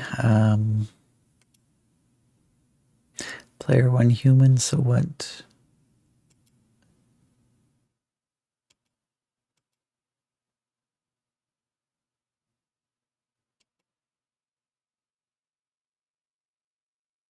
Rules. Object of the game. Change a group of squares to your color or change 4 squares in a row with the same position in group or non-blank symbol. Click the red buttons to see examples, all right? So group of squares to your color, that would be like all 4 of them that are touching each other. So like all to pink. We have a letter from the audience, Axio writes. Dear Isabel, what did Bowser mean when he said Zelda second? In his response to that other letter, your loyal minion Axio. Styling. Oh, Axio, you're referring to Bowser's response to Muda Shadow's letter, aren't you? Well, when Bowser mentioned Zelda second, he was likely referring to the video game Zelda 2, The Adventure of Link. It's a classic game in the Zelda series, and one that many gamers hold near and more. Okay. Well, thank you. Thank you, Isabel, for that insightful also she can say it with no problems. It's just Bowser for some reason. That was a good question. Is it actually in Bowser's version, was it 2 eyes? Is it using some weird non-ASCII character? I don't know. So what about position in group? Oh, okay. So like, I see. So that makes sense as well. And then non-blank symbol.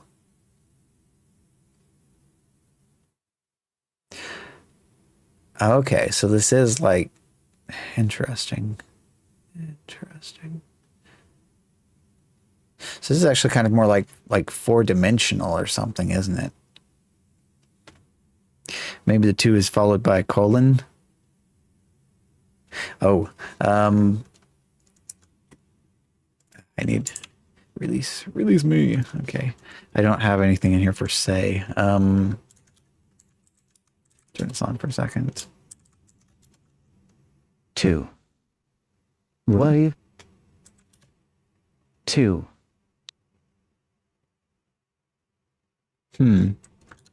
Aye. Zelda second. Zelda second. Zelda second. Spam. Zelda secundus. What? Okay. Is that because of the quotes, or what is that? Is that not the letter I? Copy. Tusund. Zelda second. The Adventure of Link.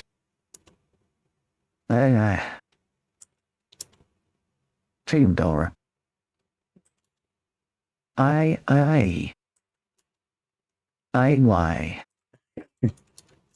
Terire. Tuserisen. Tatand. Tai. Tafundi. Tasunda. Dasund. Okay. Terire. 2 the second. Lol. 2 second. Uh-huh. All right, save that for Sarah 2 the second. save that for Saturday, I guess. We got some bonus science in. Torniers. Default voice for Axio. Change to hash. 1. Oh, so that's still okay. Hang on. All right, you can have it. I'm gonna try to figure out Pic-Tac-Toe. So let's see, we got like 1, 2, 3, 1, 2, 3. So it's actually like more like fourth dimensional almost in a way. Well, now that I've read rules, can I actually play? Okay.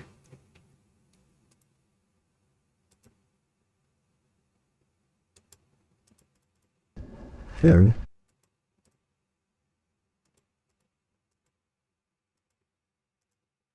Okay, and the computer blocked me down there. Terra 3. 10 a second.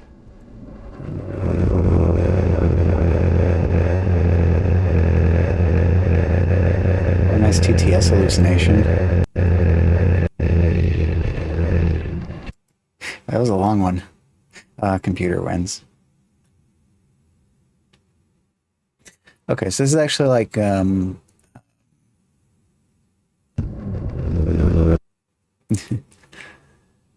Zelda seconds. No. all right. I say, I die too. Oh, stretch. Actually, I haven't got a good stretch here in a bit. To number sign 8. And a good old number sign 8. 8. Yes, 8. 8. Ringjongg, the hardest Zhong game ever. 16.8 million 8. color graphics, 32-bit code, and full-screen photographic quality images, combined with an extremely difficult game, make this one thoroughly addictive. You have been warned. Time for more Steve Moraf. Welcome to Ringjongg. Whoa.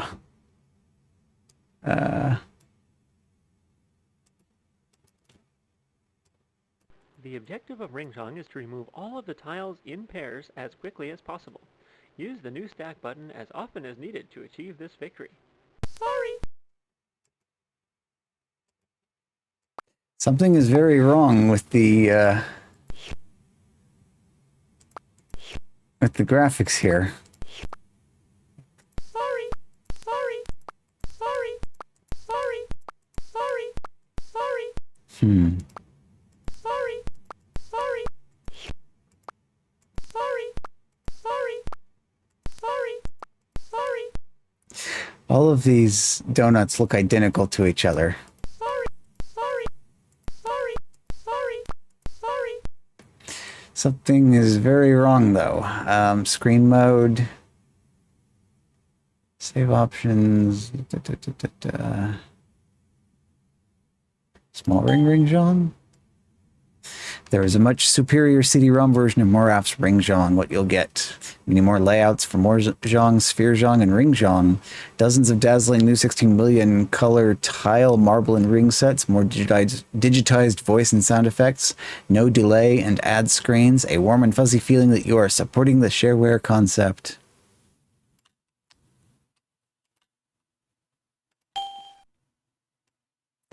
You are about to watch me play an exciting extended CD-ROM edition Ringjongg layout all by myself. Unfortunately, I'm pretty dumb and I'll probably lose. If you were playing, on the other hand, you might do quite well. But you haven't purchased the extended edition from Morafware yet and paid the hardworking good people there for their work. I'm sure that when you do, you'll have a really wonderful time playing this and many other extended layouts with the other really cool image sets. So while I'm playing all by myself, why don't you grab the phone and call? Get the registered commercial extended CD-ROM edition of Moraf's Spheregongg, Mojongg, Ringjongg, and others. The objective of Ringjongg is to remove all of the tiles in pairs as quickly as possible. Use the new stack button as often as needed to achieve this victory. So imagine the graphics on this are not supposed to look like this. But it's weird because the other game from earlier with the regular Mah Jongg tiles on it looked great.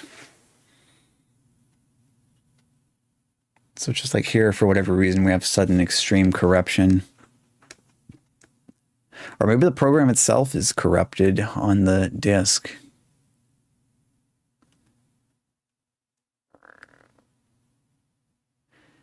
Makes for a trippy screensaver, though, with graphics glitched out like that. High-speed loading options. You may decompress the current images to your hard drive so that the game loads much faster. This will use about 3.5 megs of drive space. Boy, that was ever a problem. You actually had to like decompress your images ahead of time. Crazy. All right, we'll exit. I'll try the install version. Ringjongg. I the Call save 800 18. VGA Game and get all the information on our brand new games. Sound like it was pronouncing the 18. The 18. Could have had the 18. 8. I've got another one. Rollem. Lines. That was definitely not a 9. Rollem for Windows version 2.0A. X. Yes.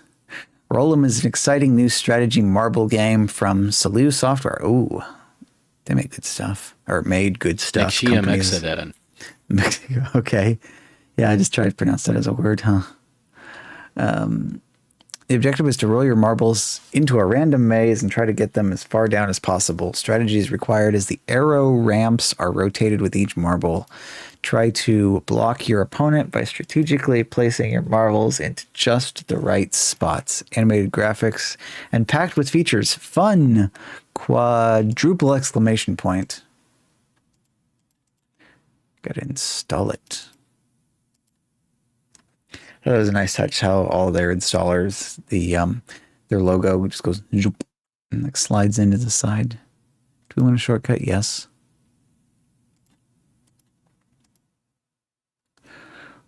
Rollem game.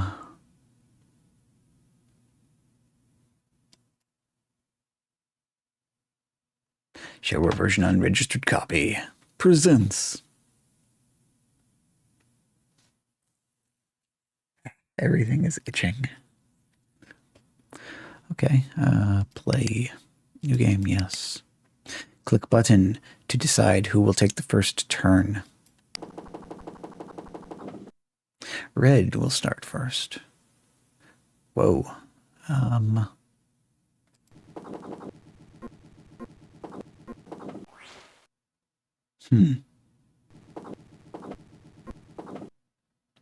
that's strange.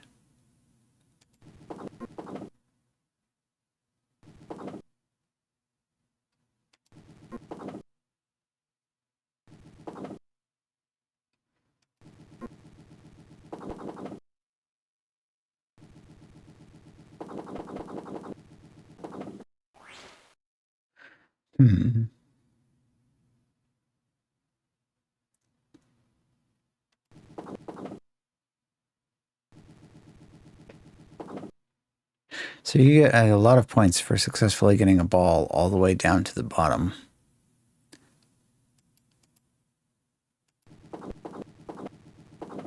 But most of them are getting stuck in the playfield.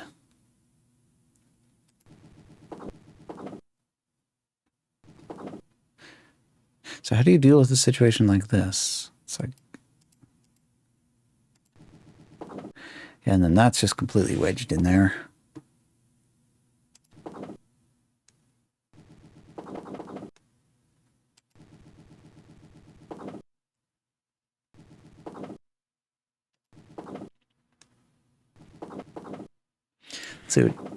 Let's just see what happens once all the balls at the top are used up.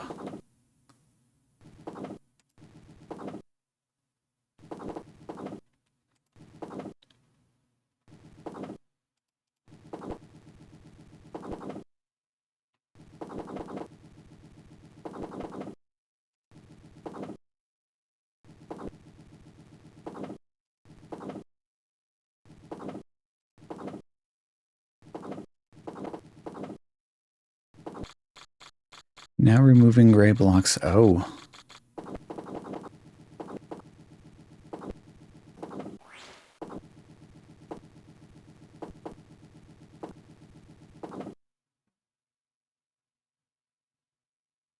Game over. I won through, like, dumb luck. Ooh, top 10 score against the computer. Oh. Oh, it only takes in 3 initials for... okay.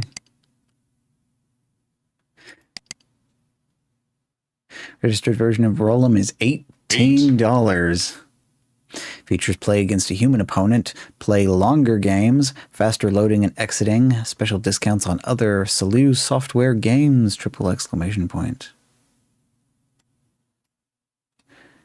It was neat enough. Not really $18 worth of neat, though. Ah, yes, Ronnie Resort.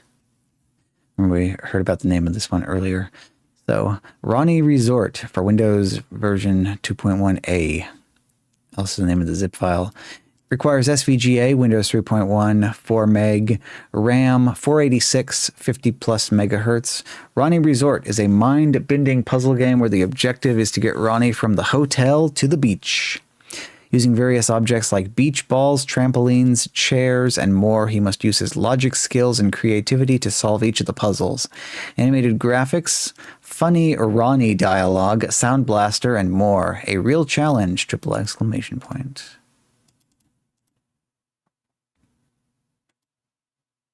Yes, I got the full version of this and Axiom Adventure installed outside of the virtual machine on the real computer.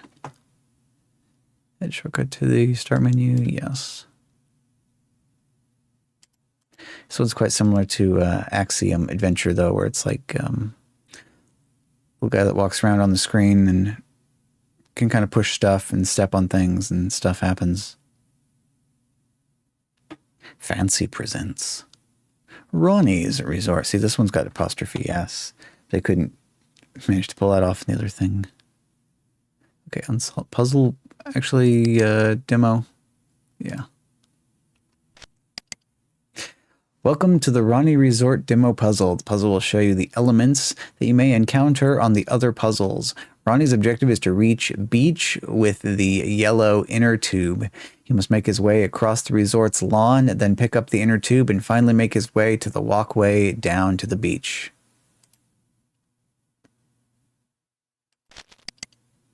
Ronnie first sees that there's a big red beach ball blocking his path, so he must push it out of the way.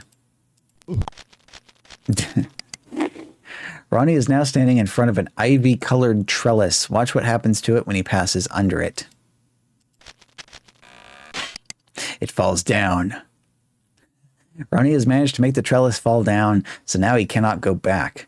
Seeing that he seems to be blocked by the rock wall, he uses the special blue beach umbrella to transport him to the other magic umbrella on the other side of the wall. Now Ronnie comes upon the resort's shuffleboard. He can't avoid it, so he carefully steps onto it. He must watch out because it is very slippery.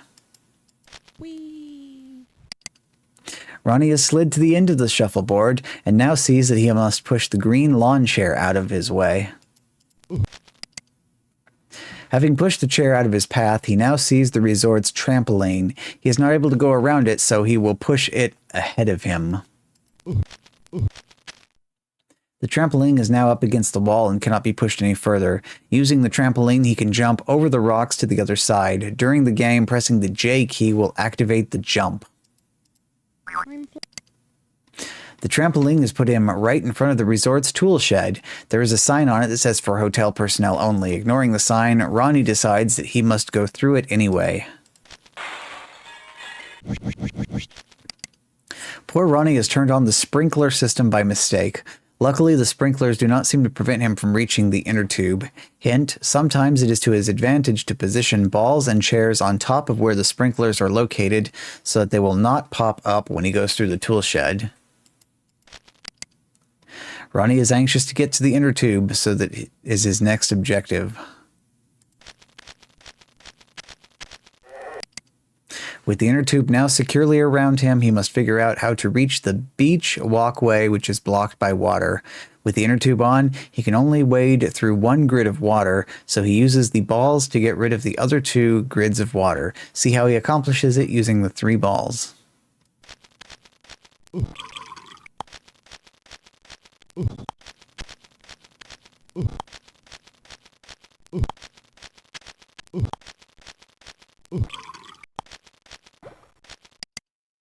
Ronnie has successfully reached the beach and has solved the puzzle. Each of the objects seen in this demo puzzle can be used in different ways to solve each puzzle. See the help file for more detailed explanations. Ronnie must use ingenuity to solve these puzzles and needs your help. Are you up for the challenge? Does the beach cost extra? Alright, we'll try a couple of these. Puzzle 1, load.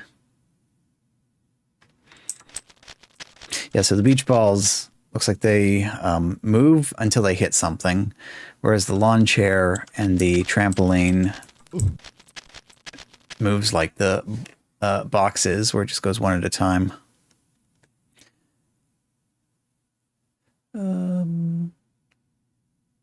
Let me see. So I want... Actually, can I just push this over to here? Bounce... No, if I bounce across, he'll land in the water. Can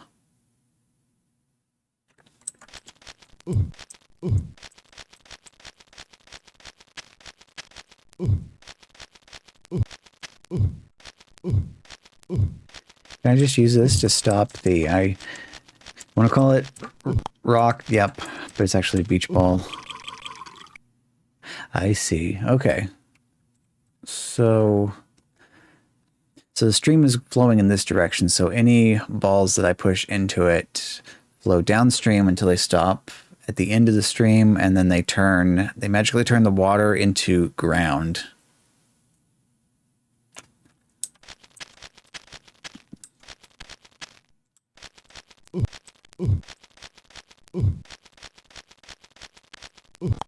I guess that's the... I assume it... Oops. No, it's fine. I assume it's the intended use of the trampoline in this particular stage, though, is just to stop the... Stop the beach balls. Ball water 8E, dirt. That's Yep. just science. Ball plus water is dirt. Absolutely. Absolutely. Well, it's like when you're on vacation, all the normal rules go out the window.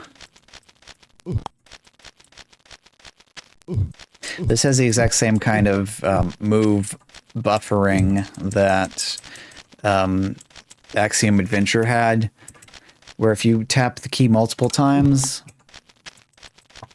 then the moves get queued up and executed. So I'd be careful not to tap this too many times, otherwise I'll push stuff too far.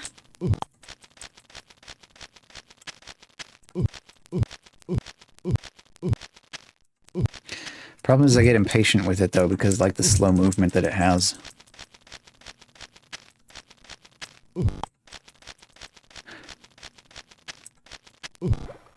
There we go.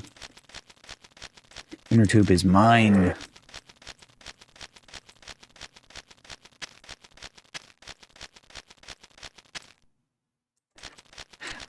Best time to get over the rocks here. Whoop. Jump! I hope somebody has suntan oil. Suntan oil instead of lotion. Puzzle number 2. Okay, this time we got the shuffleboard. Okay, so there's the tool shed. Right, that's what that is. What is that?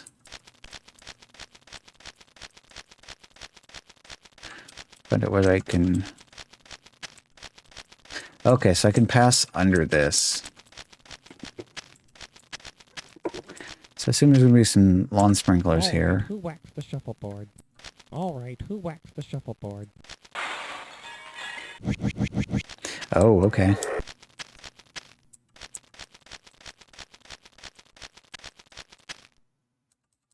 So now I'm stuck. So I need to have beach balls there. R? Yeah, R restarts. Oh, that stops.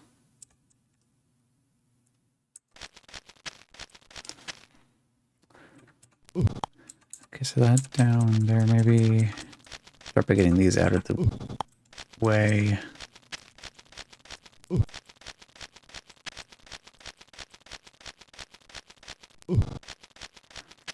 How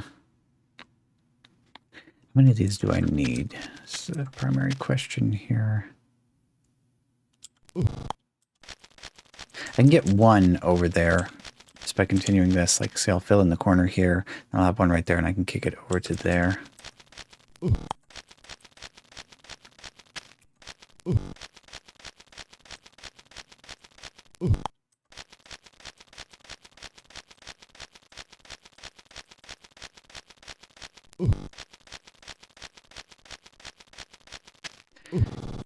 Biggest problem with Sokoban style of games, isn't it? It's just the busy work.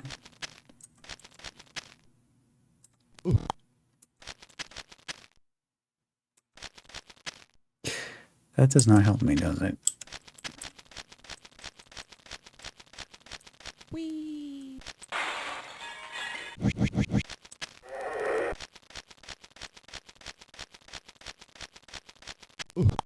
Oh, or if I'd kick that one out of the way first, maybe. Is there even any way to know where the lawn sprinklers are before they activate?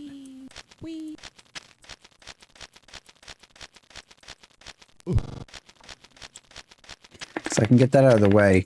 So if I come through here again and I have the ball here, I could push that ball down. The inner tube. I forgot the inner tube.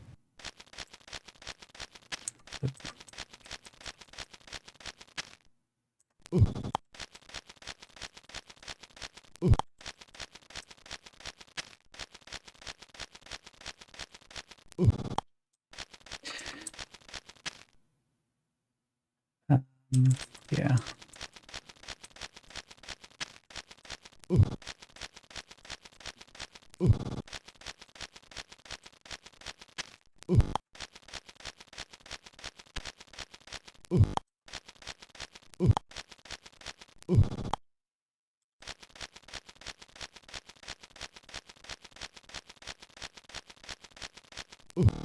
So much clicking and clacking.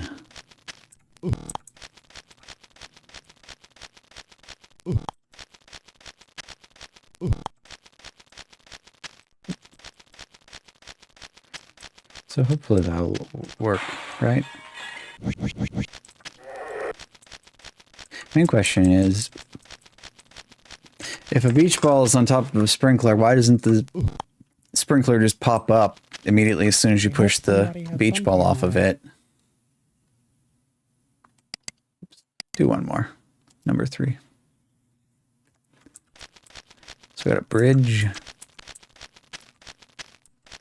Nice little carport or whatever. Block division.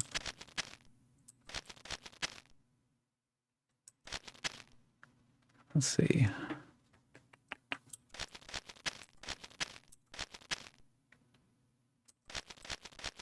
Be careful to get this beach chair out without moving any beach balls just yet.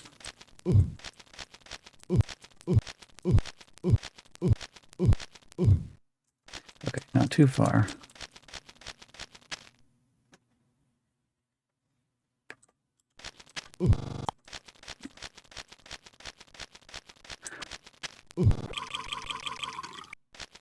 Oh yeah, that doesn't even actually need to be all the way over there, since I can just... Oh, you can't push the... Can these go underneath that? Oh, no. No undo either. Alright. Okay, so nothing can go under that. I can walk under that, but nothing else can go under it. Reset.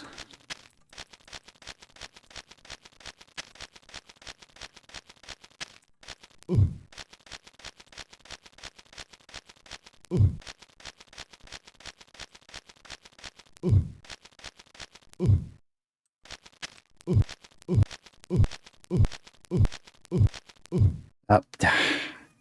All right, never mind. I'll go back to that later. How much was the full version? $18. So everything from like Nesseysoft was like $18. These ones I'd be all on top of that. I think that's pretty good for a nice little puzzle game. Sherlock for Windows, the game of logic, computerized version of logic puzzles, a game of deduction. It is your task to deduce the location of 36 images using provided clues. Many options, thousands of puzzles. The word most used to describe Sherlock is addicting. Shareware, $19. No, 19. Everett Caser Software. Can I just run it? Yep. Revision 3.4. Blah, blah, blah, etc. $19.95 plus $2 shipping. Phone hours, Pacific time zone, 6 p.m. to 9 p.m. weekdays, 9 a.m. to 9 p.m. weekends. P.O. Box in Albany, Oregon. Interesting. You receive the latest licensed version with 25 image sets and over 131,000 different puzzles. For those with P.O. Boxophobia, our current address, which may have changed by now, is... Okay, Spruce Street. But the P.O. Box should remain valid until the post office falls down. Okay, so I wonder if their post office is falling down or not. Whoa, what Caser game was this? This one? How's it going, Sunfall? So this one is Sherlock. Hang on, can I exit real quick? I can just have to choose play game. So you're familiar with his work, huh? Yeah, it was... can I close that? Yes, I can. Sherlock for Windows. So let's see how this works. Oh yeah, I own almost all of his games. Nice. I think this is the first, maybe it's only the first one I've been paying attention to, because we see a lot of repeat names on this collection, because there's lots of Arthur Crump, lots of Steve Moraff. So let's see, I'll just put down Enigma. I guess I'll just leave this as a default. Everything else. Oh yeah, good old Moraff. D. Just a little reminder, you currently have pop-up tips in your player setup dialog anytime your cursor pauses over. Okay, I mean, that's fine. Get rid of this silly message box. Unable to read bitmap file. Copy another bitmap file to that name to recover. Abnormal program. Okay, so this one probably doesn't like being run off the CD, so let's go ahead. It's funny how they have that there. We'll just go ahead and try installing it. Sherlock, the game of logic. Okay.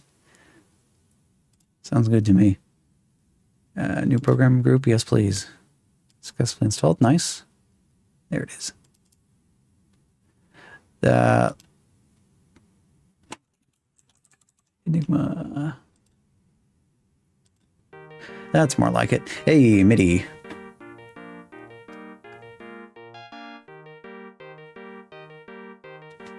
Turn it down just a touch. Yeah, we like our MIDI music, especially with the classic FM synthesizer. So how is... House and Railroad have one column between them. Most recent releases still have some of these same medis. Oh, nice. Can't beat the classics. I guess you'd have to like set up your own DLS file though if you want it to still play with the classic FM synth. But the sound fonts would be pretty good for the newer stuff. Actually, I have a nice Super NES sound font set up so I can play stuff and have it sound like it's like straight out of Final Fantasy VI or whatever. So House and Railroad have one column between them and it does not contain banana. House may be to the left or the right of the Railroad. Okay. Vertical clues, horizontal clues, playing board. Okay, so I can move stuff around, huh? Whoops. I don't think you really meant to do that. I'd undo if I were you. Okay. Have you played Sherlock before? Have I? Nope.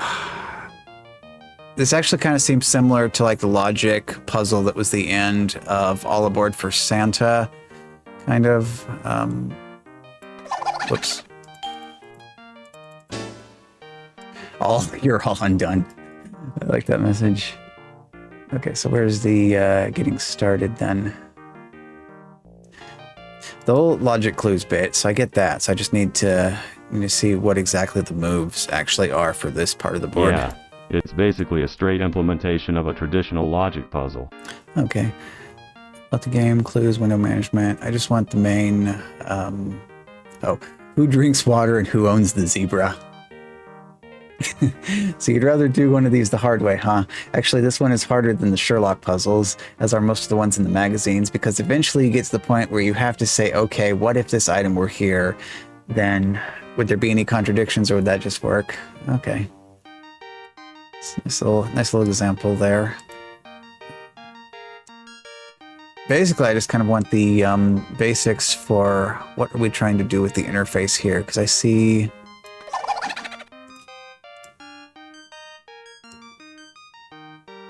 How does this work? Let's just drag and drop this stuff anywhere.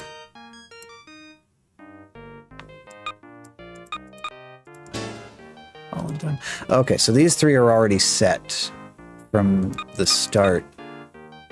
I got you. So wherever you put the rest of this is where it gets locked into place. Oh, and that just deleted that entirely.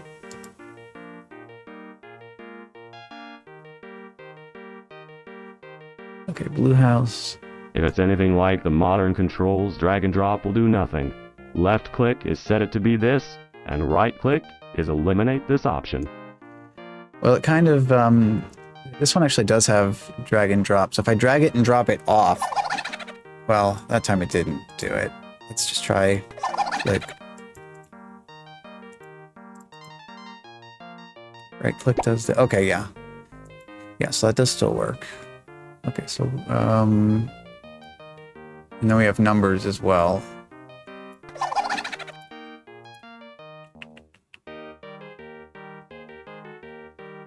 Red house and 1 have 1 column between them, and it does not contain 2. Red house may be the left or the right of 1. Okay.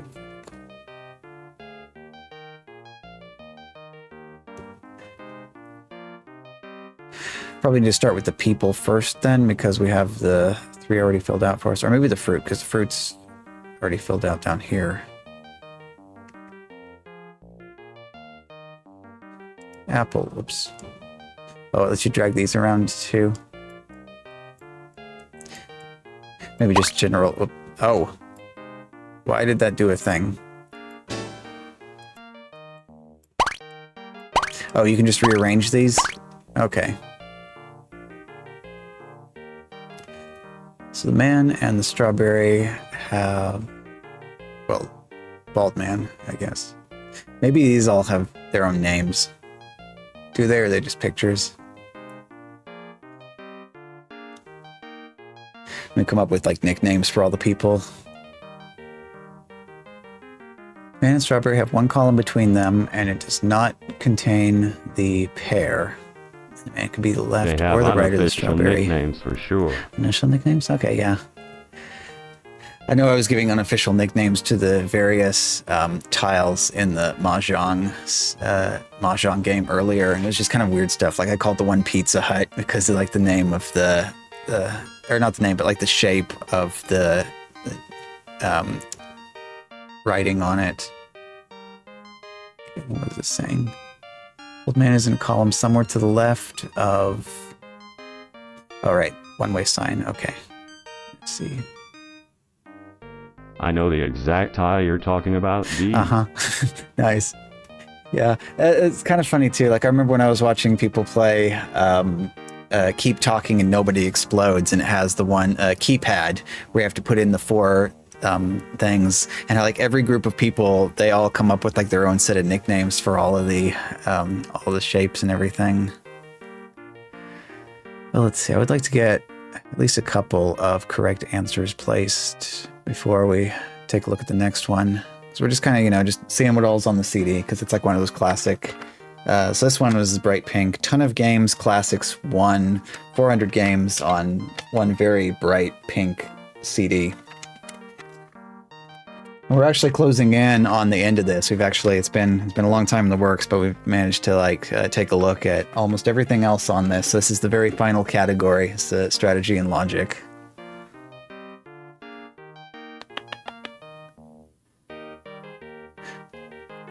Did it say exactly 1 column between them? Okay, so strawberry Oh, strawberry is here. No, strawberry. Yeah, these are already picked out, so that means this one's strawberry. Right? No? Wait, that wasn't one. Over here. Over here's strawberry. Because we got one space between it. Yeah. Nice. Okay. The clues at the bottom left may help you. They have some direct deductions. Oh, got some good stuff. Okay. Orange isn't the same as L. Okay, so orange is not, it's not revealed yet. Okay, man. Man is same column as stop. Okay, nice. Okay, and then you just do that to get rid of the ones down here when you don't need them anymore. Man is same column as cherry. WTF am I looking at percent? Oh, it's a logic puzzle. So it has like different rules that tell you what to put where. Okay, I like that. Blue house. Do we have blue house yet? Actually, I don't have any of the houses yet. Okay. Oh, and we could have done with the colors too. So green man is with apple. Good. Orange is with dead end. So all the other fruit is already picked out. So we just do the orange. Dead end, very good. None of the houses are there yet. None of the numbers either. Okay, but now we have orange. That gives us L. Great. Oh, O and 3. Good. It's also kind of... It feels like it's activating the same circuits in my brain as when doing Sudoku, but it's not quite... I mean, it's wildly different, but, you know, it still kind of is feeling similar to that. Which I guess really logic is logic at the end of the day. Okay. Mustache man... adjacent, so immediately left or right of speed limit, but we don't have him yet. Oh yeah, actually that's useful information too, because we know that the pair is not here. Sure. Oh, we already have that actually. Through the puzzle that lets you fill in the boxes. I can see it, as someone who has solved both a zillion Sudoku and a zillion Sherlock puzzles. Mm-hmm. Yes, this is pretty neat. I might actually consider picking up the modern version of this one. Been a number of good things on here that, you know, that I've found and enjoyed quite a bit. So like one of the things too, like the educational section, you know, where we like the kids stuff as well. So like from Family Games, where they had All Aboard for Santa, Santa's Secret Valley, and Uncle Julius and the Anywhere Machine. So actually I decided to, and it's cool too, they actually have a tool on their website now where you can get your own registration keys for it, completely free. So that's nice, keeping those up and running. Let's see, one adjacent to the stop sign. There's a stop sign. That's already filled out, so it means it's that one. Cool. 2 is next to railroad. Railroad. 2, no. Oh, okay. Did I read that wrong? Oh, 2, okay, it's not. I see the no now. So 2 is not adjacent to... Right. Not in a column adjacent to. So that means that I can eliminate that.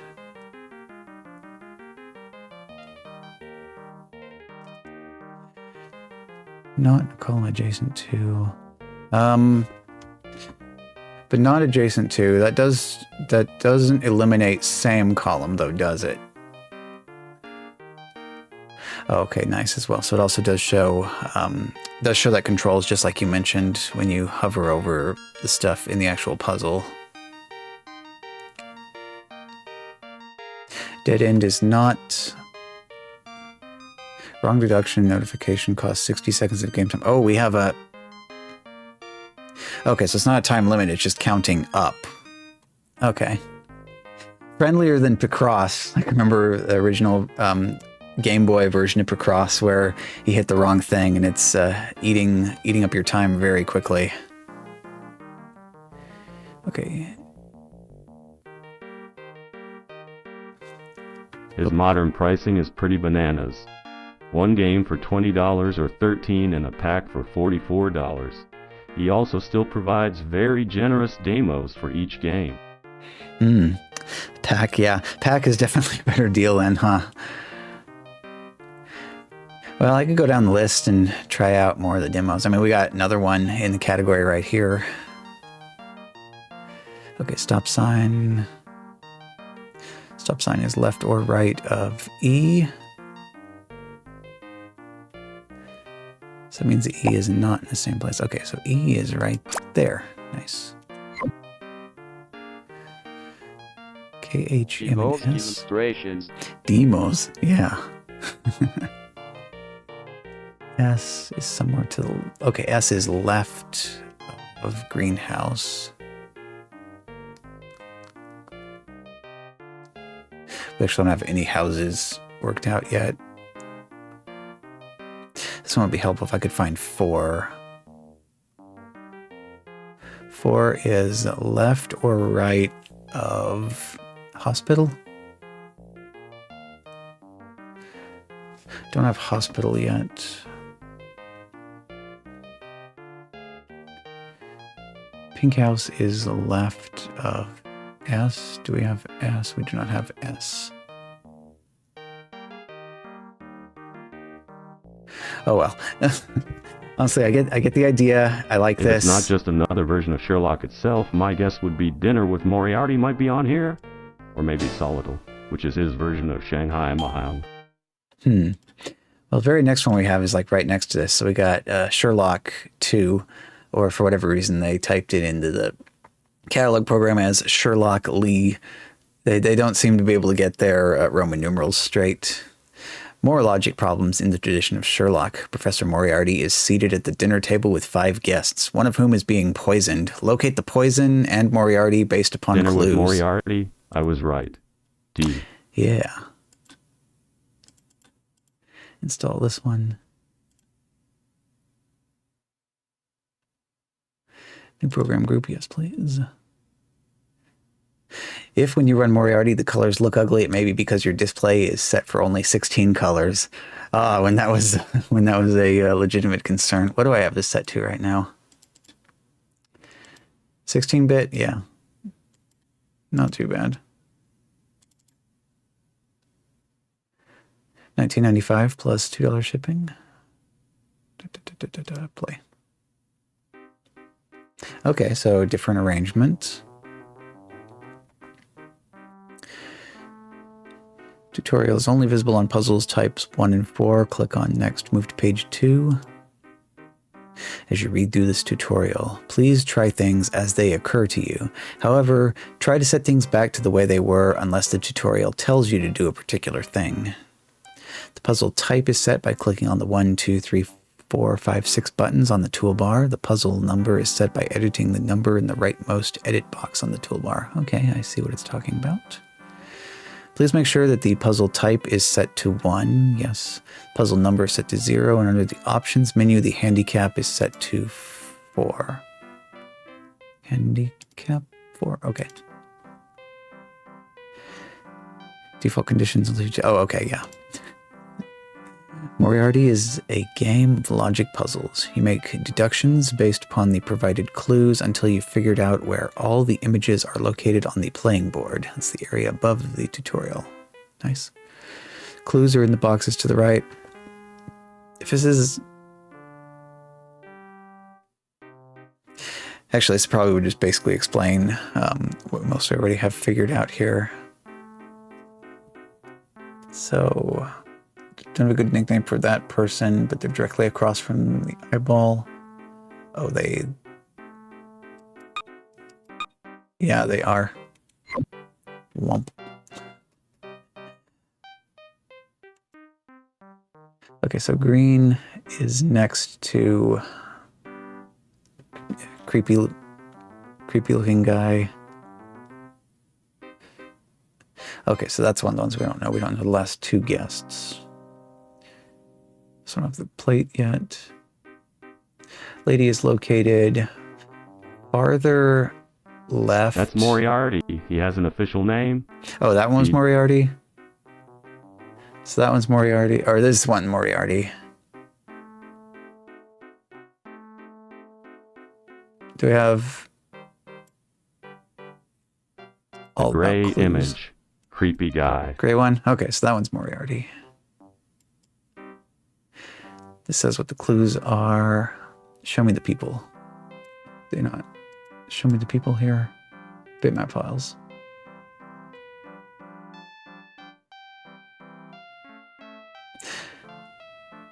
Goes into nice detail for, I guess, make your own graphics. Not bad. Tips.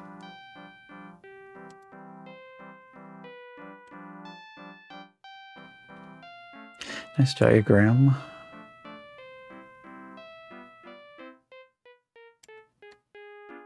Oh well, just remember, so Moriarty is unknown. No, that's the only really? one with an official name in this one. And in later games, there's a specific Sherlock graphic too. Oh, okay. Although, if anything, this guy, the other one kind of makes me think Watson. Okay, so T for T, W for water. Water is between and next to green plate, and let's call him Watson for now. So it's either of these two. Next to, yeah, we don't have, actually don't have water. Oh, wait a minute. Ah, the other three are already filled in, so click. So green plate is up here. Oh, it's not. Between and next to. Oh yeah, I guess it doesn't necessarily need to be like in between the two. They could both be at the same location. Or I'm doing it backwards. It's actually the water that's the clue, and it's saying it's next to the other ones.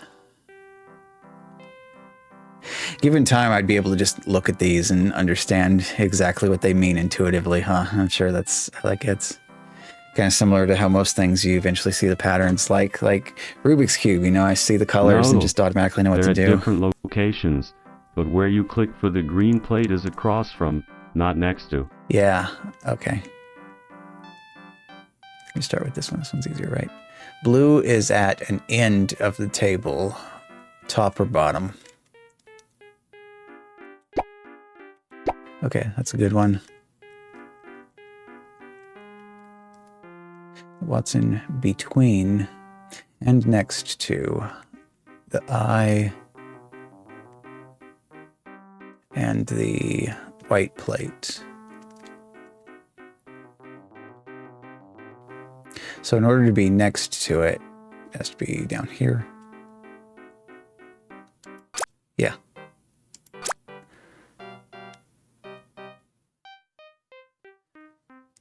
So I've got those covered. He does not have the white plate. White plate is not across from him. Good.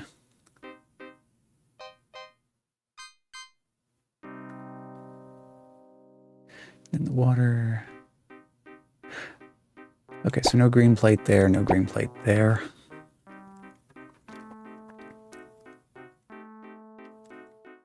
Located farther left than meat. Well, that...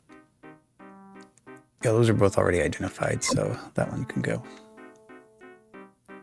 Green plate is next to Moriarty. Yeah, we already got that marked down. Blue's at top or bottom. Don't forget the clue at the very bottom left. Ah, yeah, there we go. Meat is farther up than drumstick. Farther up, good. Okay, good.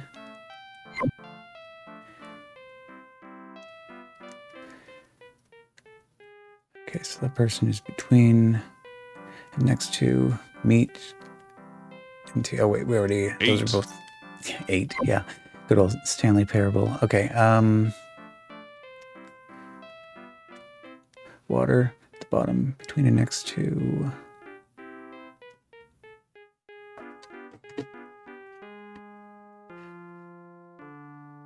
next to. So that means they could both be at the same position, right? Okay, so maybe also it's time to start. Nope. Mah. Oh, so that always means that one is in one position and one is in the other position? Is that what that means? Yes. Okay. Okay, well that's very helpful then. So you're over here, which means this one's green. Nice. Yellow eliminates yellow. Perfect.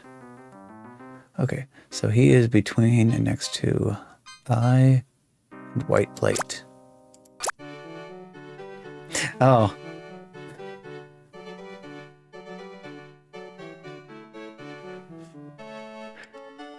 I like the That's an egg, not an ID. egg.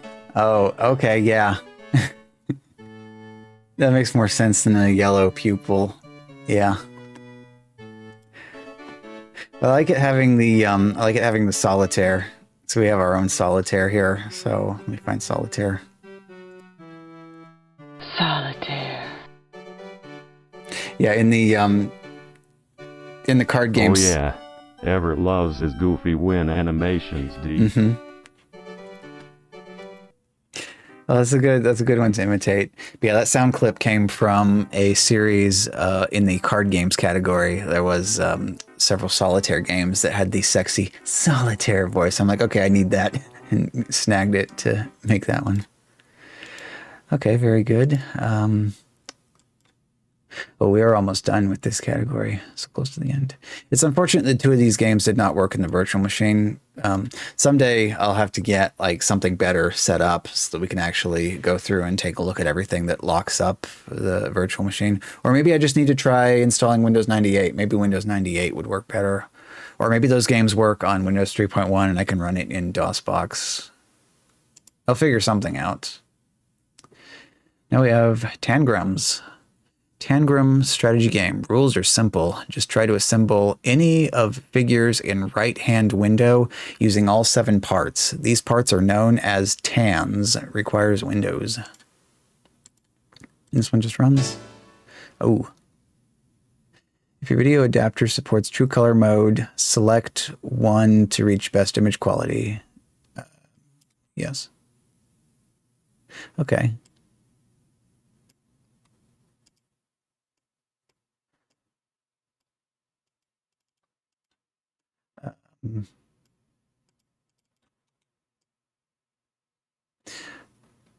Oh, that's interesting. Bizarre. Instead of having like a specific rotate button, you just drag these around and they just kind of reorient themselves as they press up against the other pieces. Wow, I was not expecting a semi-physics simulation here. Yeah. D. Very, very interesting. Okay, so maybe that one at the top would be a good starting place because I see that. Clean this up a little bit. Whoop. So I want this to be kind of angled slightly so it resembles. Come on. Okay, kind of looks like that. Nudge this up a bit, kind of like that. I don't know if this actually has like a win condition to it or if it's just a just do it for fun kind of thing. Nudge that over a little bit. Okay.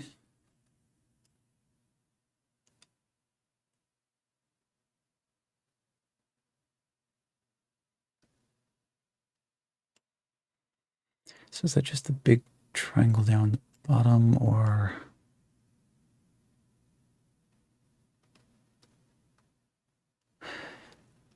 Let's see, that doesn't... Oh, okay. This is actually kind of difficult with what it has here. What do we... Oh. Oh, size option, make them bigger or smaller. Dragging. Okay. 10 dragging. Adhering free for Pentium PCs or reduced calculations for 486 PCs. Well, this is a Pentium. Let's see what that does. Or at least that's what it's simulating.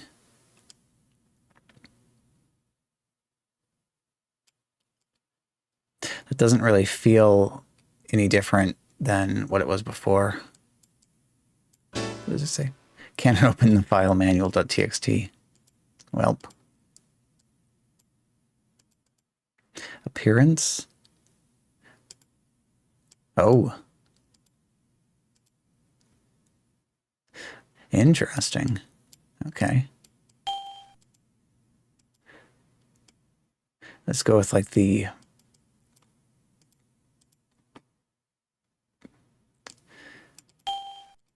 wildest options possible here.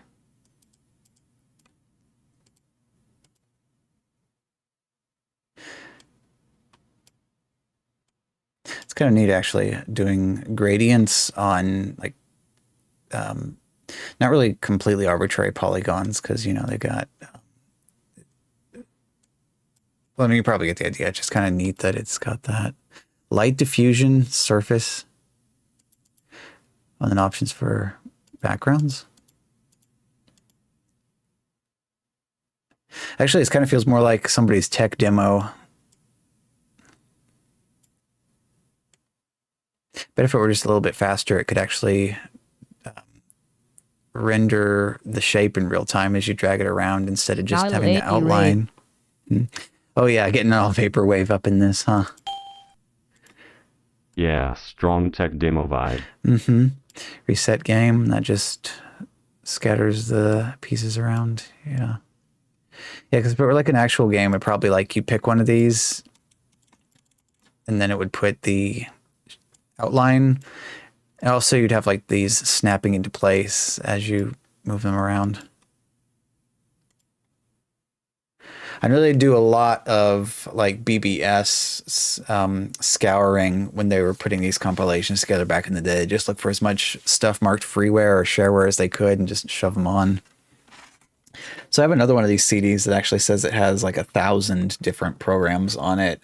But that one has a problem. So I can open the CD up and I can see all the zip files on it from the virtual machine, but the catalog program for that, the catalog program itself freezes up the virtual machine. So it's kind of an issue.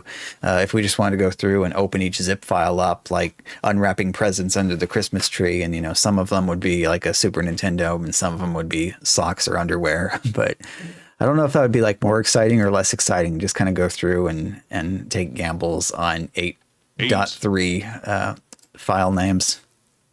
Oh, turn those lights off! Exclamation point. Version 1.0. It could be like lights out. Another challenging logic puzzle by Renware. The game, a square grid of lighted buttons. Choose difficulty level from easy, 9 lighted buttons in a 3x3 grid, to most difficult, 64 lighted buttons in an 8x8 grid. Each button pressed toggles on or off a set of lights. The challenge, press the buttons in the correct combination to turn off all those lights. Music and sound effects uses APay. Oh, readme.bat. It is weird. Some of this stuff, instead of like just launching Notepad or whatever, has like a bat file instead for doing it. Does like type whatever and then pipe into more. Ooh, WinZip self-instructor.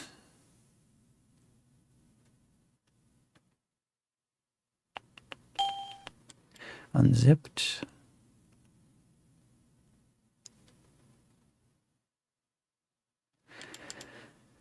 Almost relaxing seeing it. Oh. Oh my. You know, did that at least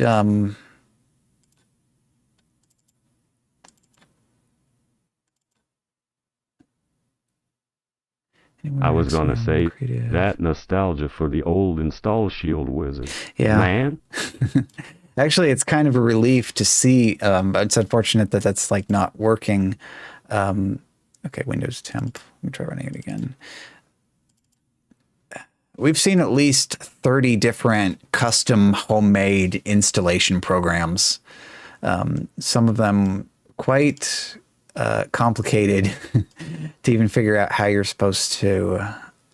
There's already some more stuff in here. I wonder if it saw something else in here and got confused. Let's clear this up and try running that again. Unzip. Yeah, some of these where it's like a puzzle in itself, just trying to figure out how to get the program to install in the first place because they're weird custom installers.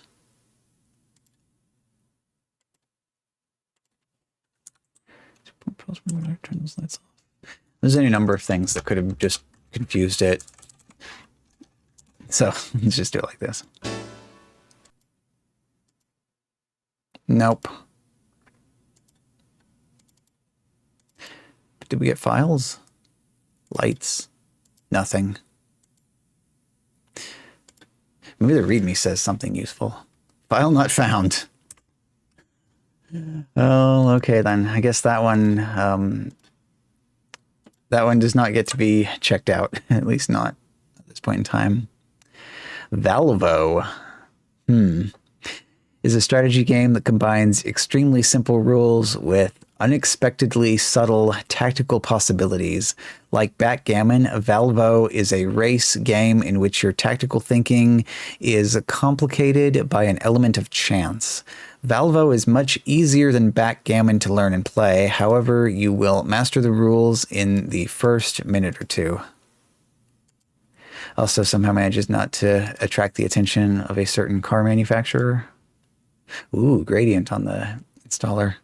Oh, family games. Okay, nice. Talking about weird and unnecessary custom stuff, and going briefly back to Everett Kaiser, he's so much of an old shareware coot that he designed a virtual machine and now compiles all of his games to that virtual machine. Oh, is it kind of like a similar situation to like Java where he invented this so that it can run on every single operating system and not have to worry about like making Mac, Linux, and PC versions of every single game? Because if that's the case, then that's actually cool too. And or like think back to Scum, like the original version of Scum, and like the Sierra Creative Interpreter and all those various things that allowed them to easily port games to lots of different microcomputers. Okay, so that's... yeah, there we go. Home of Uncle Julius, Santa Secret Valley, and Twisted Tales. Oh, that's interesting looking. Yeah, quite the interface here. About no, how to play. Help. The object of Valvo is to advance your piece from your home square to your opponent's home square. On any turn, you have just two choices for how far you can move your piece. You select your move by clicking on one of the indicated squares when it's your turn. Your journey takes you up and down the vertical lanes on the board between the heavy black divider lines. Whenever you land on a colored square, red, blue, yellow, or purple, the similar colored valves, the colored regions embedded in the divider lines, open up. If your opponent's piece now moves into a square with an open valve, it will take a shortcut through the valve into the neighboring lane. Right. When your opponent's piece comes to rest, the valves that were opened by your piece will close and a new set opens. This time the valves that open are determined by the color of the square your opponent has landed on. Seems, I don't know, simple but kind of complicated at the same time. Piece that arrives at its goal first is the winner. Well, let's just try it. Okay, so we can move there or there. That's supposedly the idea, yep. But he's never managed to get it on all the platforms he wanted to because he made some goofy choices that are still too close to its Windows origin. Yeah. I had a piece of a Python script technically that so I hooked an Arduino up to the NES so I can get hardware input display, so it goes into the Arduino and over the serial port, so I can have a little window on the stream to display the controller inputs while playing on real console.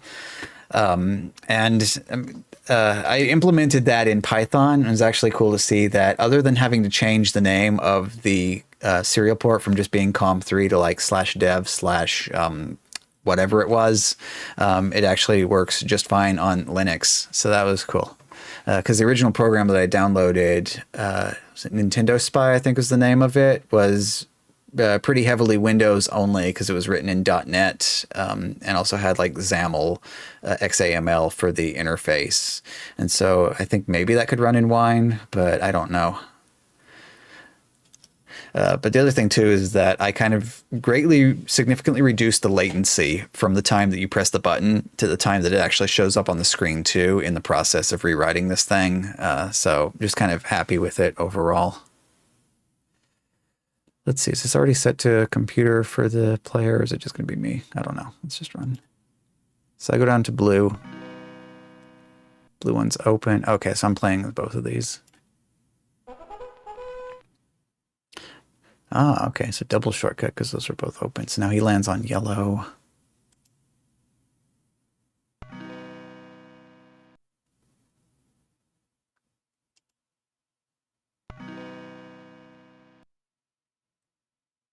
That is a massive shortcut. Look at that.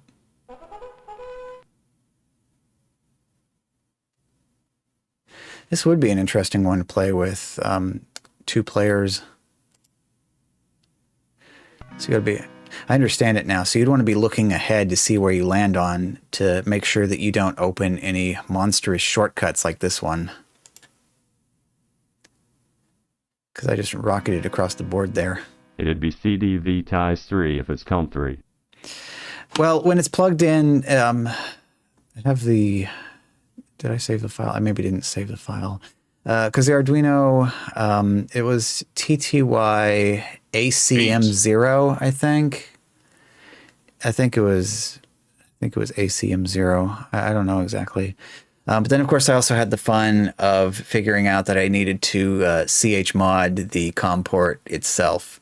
But once I did that, the script runs just fine. Yeah. I actually like that, you know, the fact that you can actually put... Oh, right. Arduino. Yeah. I actually like a knockoff... so it's a knockoff of the Uno, but it works pretty good. Actually, I'm thinking of maybe picking up some of the little tiny nano boards, just so I can have one of them dedicated to this, and I can just solder everything onto that, since that's how that one comes, instead of having like the DuPont connectors on it. And so it'd be cool to make it permanent. It's funny, I've been talking for a long time now. I said there's a lot of things that... Oh, VTuber off.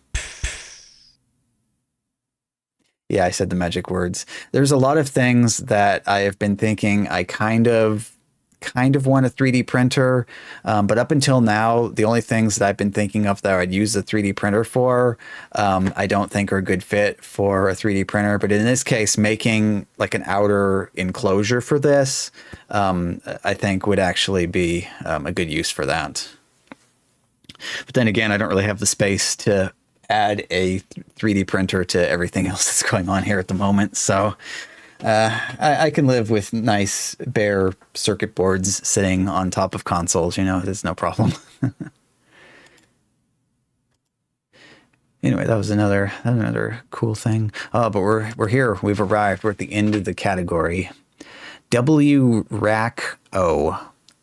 Wracko is a challenging card-type strategy game that you can play against the computer or another person. It is easy to learn, simple to master. Quick thinking and risk-taking are essential to being a winner in Wracko.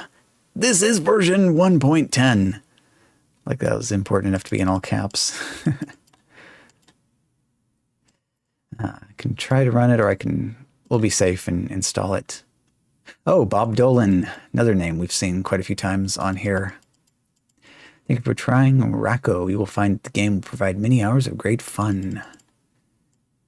General shareware thing. If you have an aversion to install programs... My gut says that this is going to be a digital version of Wracko.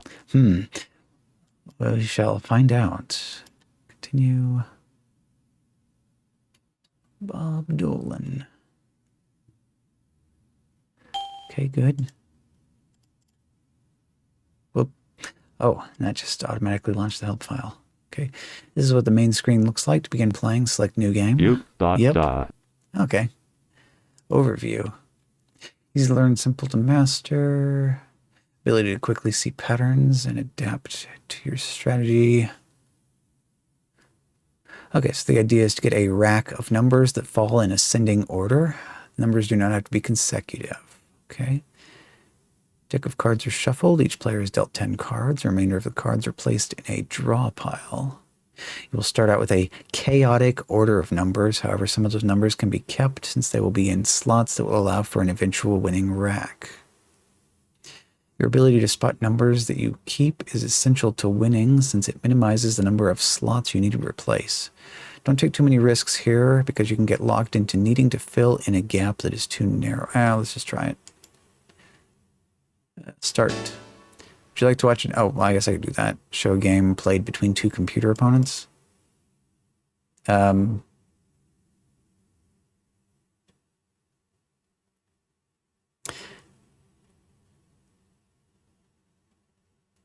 that doesn't really explain much when it's going like that. So let's start. Oh, it's still doing the computer. Stop. Game setup. Beginner, experienced, master, speed, fast, normal, slow. Okay. Player setup. Okay, yeah. Oh. Male and female computers. Human mouse. Did this have voice clips? No WAV files. I had like two different voices for the computer player. That makes sense.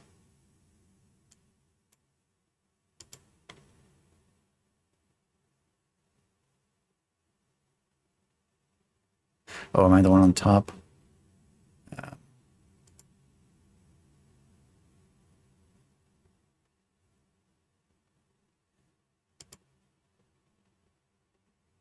Okay, so I'm taking that. Actually, I'm placing that.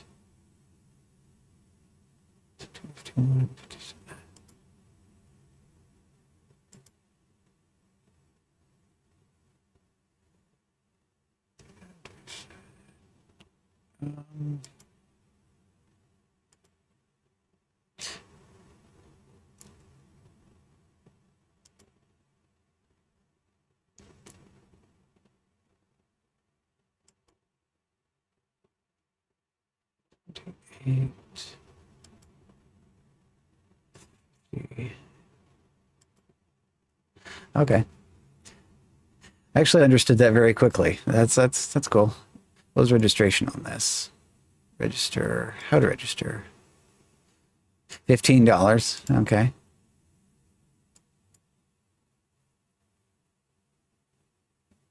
I mean, pretty basic, but functional. Actually, yeah, why register? What else do you get? Or is it just about supporting the shareware concept, as it says? Since you already have the product, why should you pay for it? Blah, blah, blah, etc.